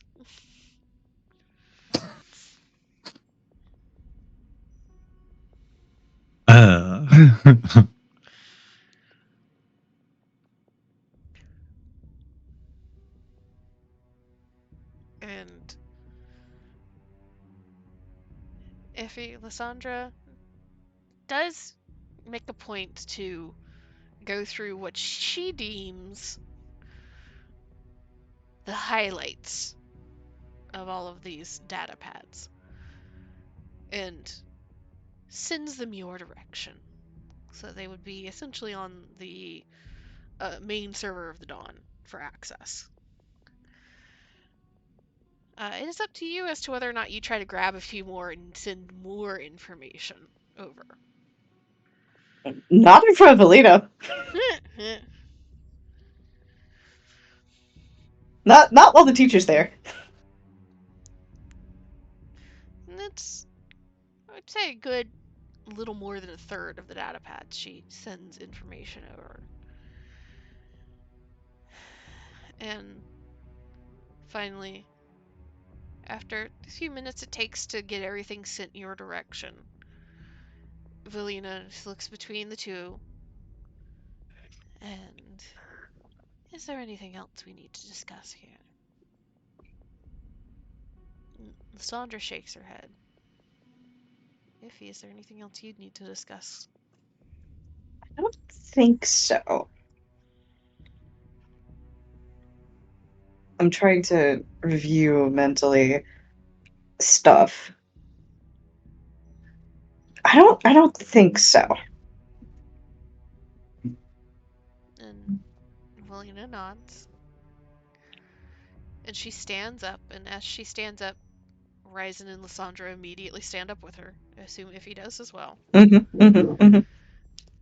Well, keep me updated and keep me from having to save either of you. Good luck. And she gestures towards the door. Iffy will nod, bow the head. Thanks, madam. And she'll head out. Lysandra will also bow her head and quickly turn and stride after Iffy. And Kane, there is a moment as you watch both the ambassadors walk that there is kind of a funny image that is cut by both of them, essentially equal height, equal build, just almost color palette swapped.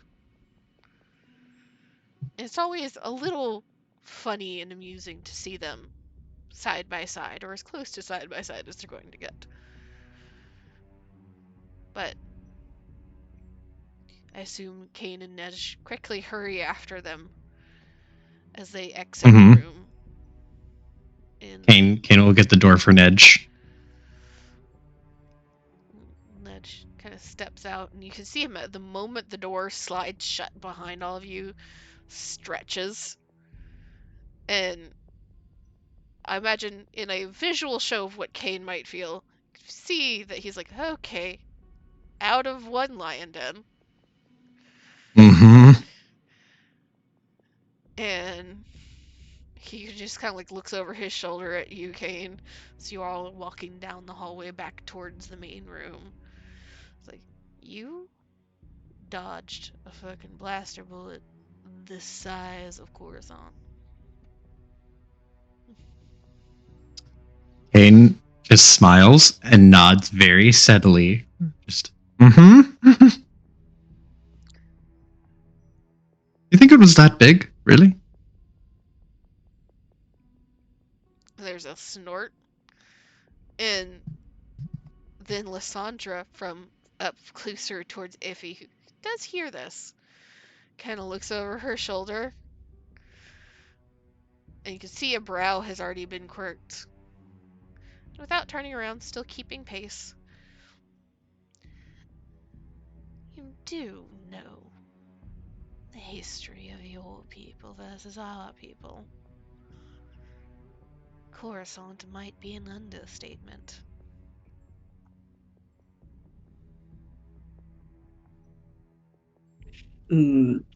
If he will nod, you gotta forgive him. He is a little, sometimes things don't quite sit there properly, and that big old head of his, and if he will tap the top of his head very playfully, like right in the middle part, I imagine. He is aware. I just hope you don't ever plan on taking him back to the cluster. Oh, that's what I've got my other bodyguards for, right? Lysandra, there's a kind of tilt of the head. Yes, the droid and the other Mirialan. You do have a type. I gotta tell you, you've gotta try these Mirialans out. Find one about 6 feet tall. They're very reliable. Strong, not too strong, quick, but I am not starting to too. take a little bit of offense to this. Fair, fair, fair. And Lysandra, just kind of like as you guys hit the main room, turns in the more open space towards you, Kane. He kind of looks you head to toe and leans in just a little bit. If she ever tries to take you to the cluster, you best run back to your temple. Your entire order couldn't save you from being eaten alive there.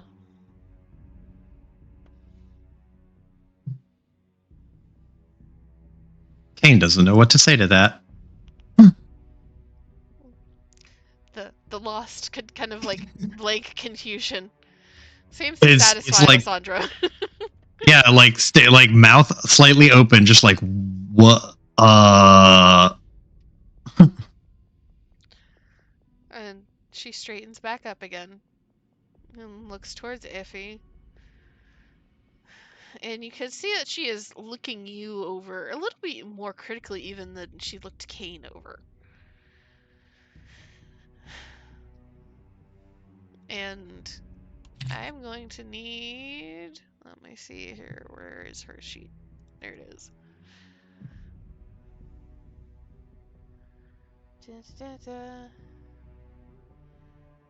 I will give you either stealth or cool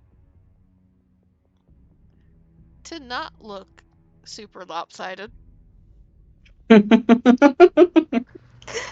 is going to be against her perception.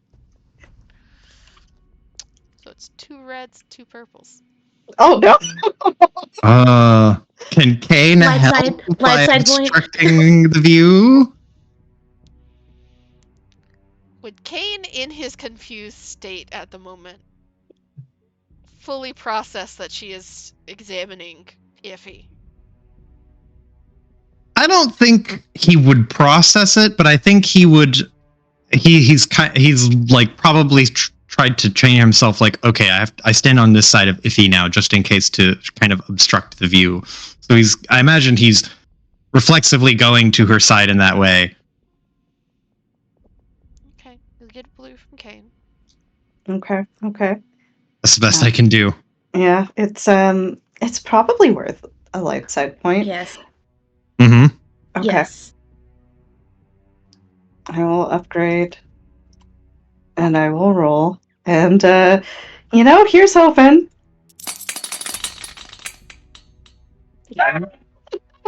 Oh, Thank you, double success.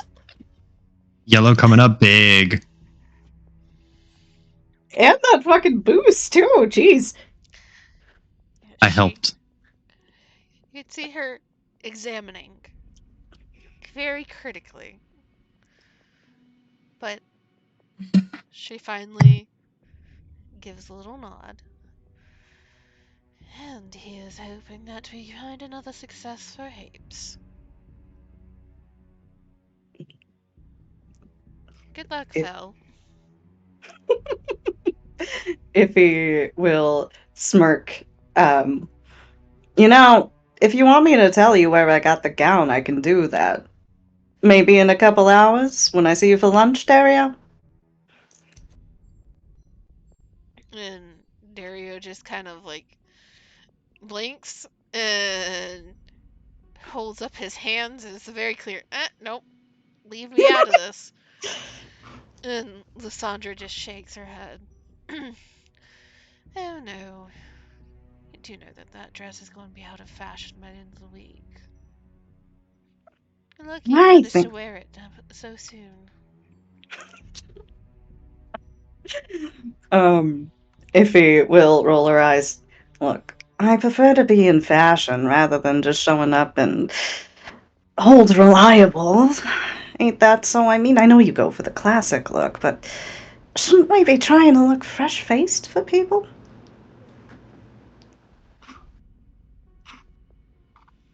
Oh, I gotta roll for this to see how fucking mean she wants to be. She was just told to work with her, but I didn't say be nice.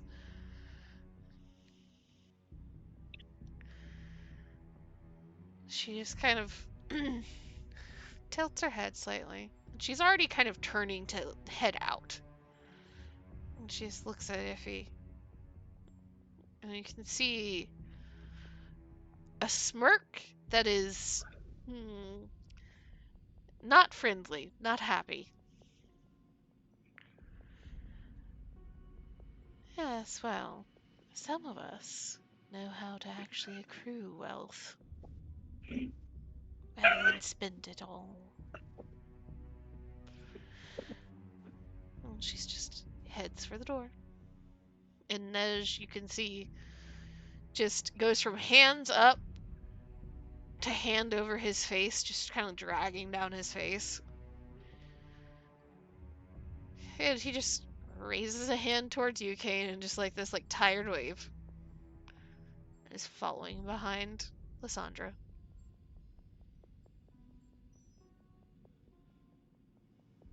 Iffy will lean over to Kane as the other two leave.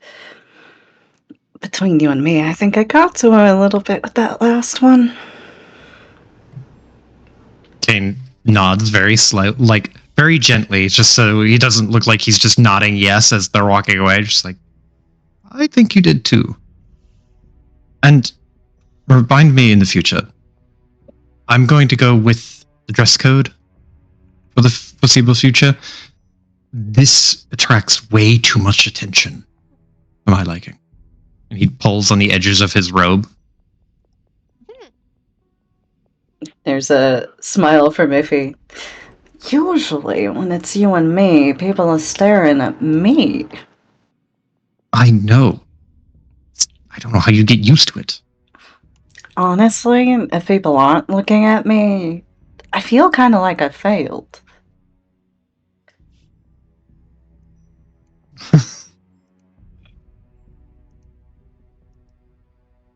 Kane just He will casually glance over his shoulder and look back to Iffy and just say, "So this whole business with Vina Prime and that strange shipment,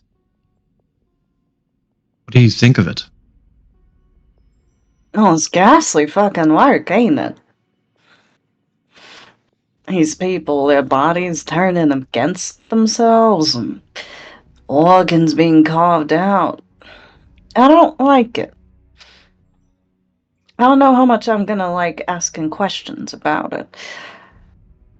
I'm gonna, don't get me wrong. But we're gonna need to move real careful, like, I think.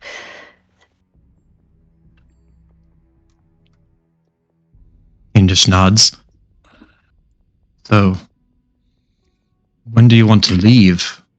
Coruscant, I mean. Well, we got a couple days of meetings packed, and I did promise Rigi I'd have dinner with just him and our bodyguards. Of course, that goes without saying. So I can't leave before that.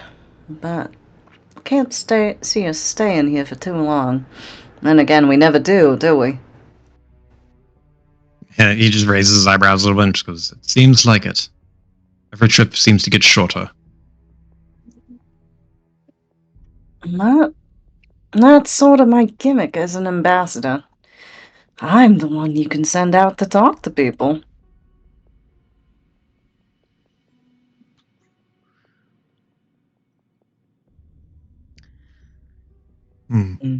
She looks Kane up and down and then, why, you got some business you want to take care of here?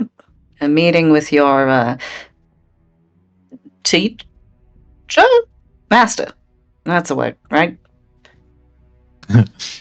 DM, correct me if I'm wrong, but chronologically we should be caught up now? More or less. I mean, Lissy did ask Okay. for Kane to come meet her again before he leaves. Yes. Yes. But yes, everything that's happening right now should be in this like last session, and then this session, or not last because that was Kanas, but Tia, this one, the next couple are all happening roughly the same time. Kane. Okay. Thank you. Kane will nod. I do need to see Master Lissy. And if there's time, there's another master I'd like to talk to, but it's not urgent. We got time. Unless, of course, the Senate says I gotta leave immediately. But the Senate takes forever to say anything at all. Kane, at the mention of the Senate, just in general, he like kind of tilts his head a little bit and says, "Nidge said I dodged a blaster bolt the size of a planet. Really that? Yeah. Oh, yeah, no. He was right about that. And Lysandra was right in that it might be an understatement to say that.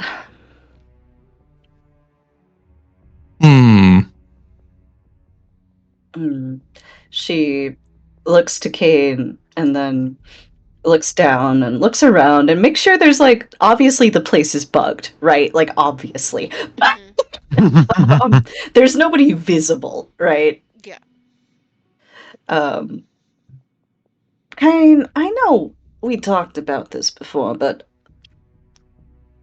could you just walk with me on this little experiment for a second here? How many Jedi do you know?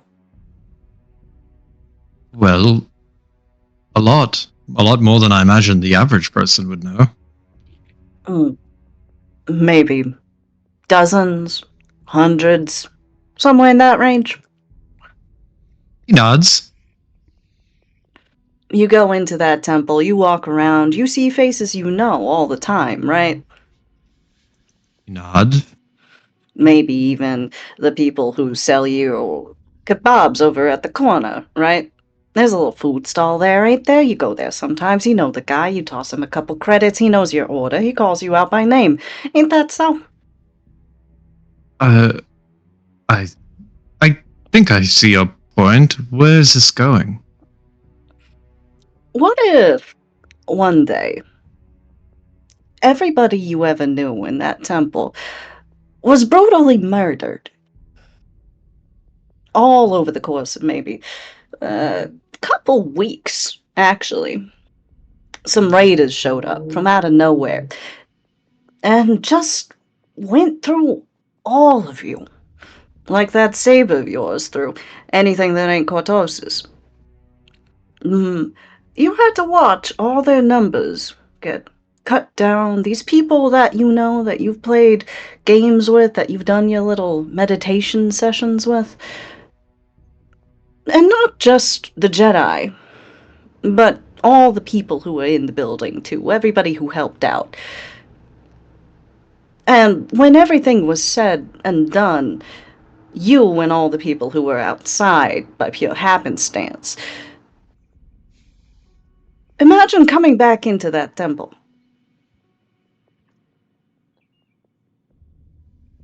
I see. That's what I need you to understand about the way Hapens see the Jedi. They killed almost every single man on the cluster. The only ones that made it out were ones that were, well, staying on the cluster itself instead of outside. We didn't have outside resources at the time. They were out there trying to get them for us. Of course, now we've realized the error of our ways and started making things inside the cluster, but that's why we don't look outside of it very much. Because when we do, well, half of us get murdered.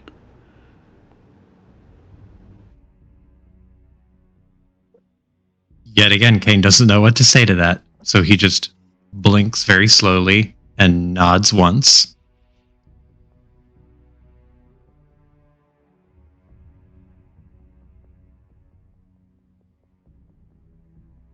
So, pretty big blaster bolt. I'll say. He looks down at the robes and feels a little different about them. I'm thinking white is the color next time. There's a smile from Iffy. I did get you that outfit. And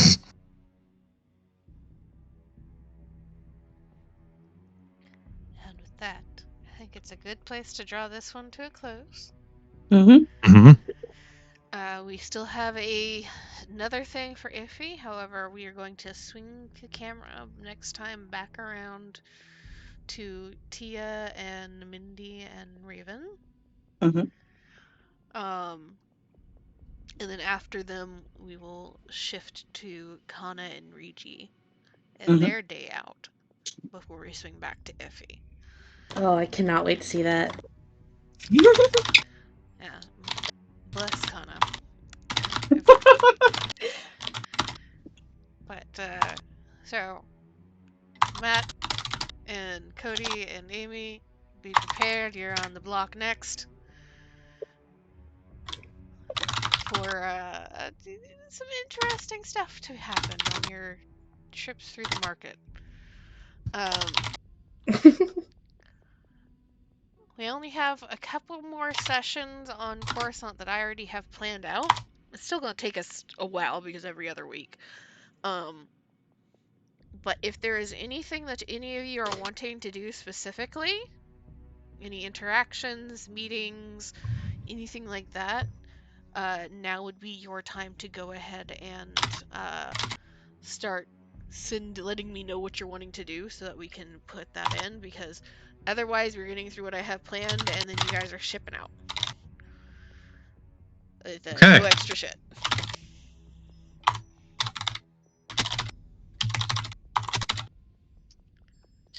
And thank you for watching, Jedi.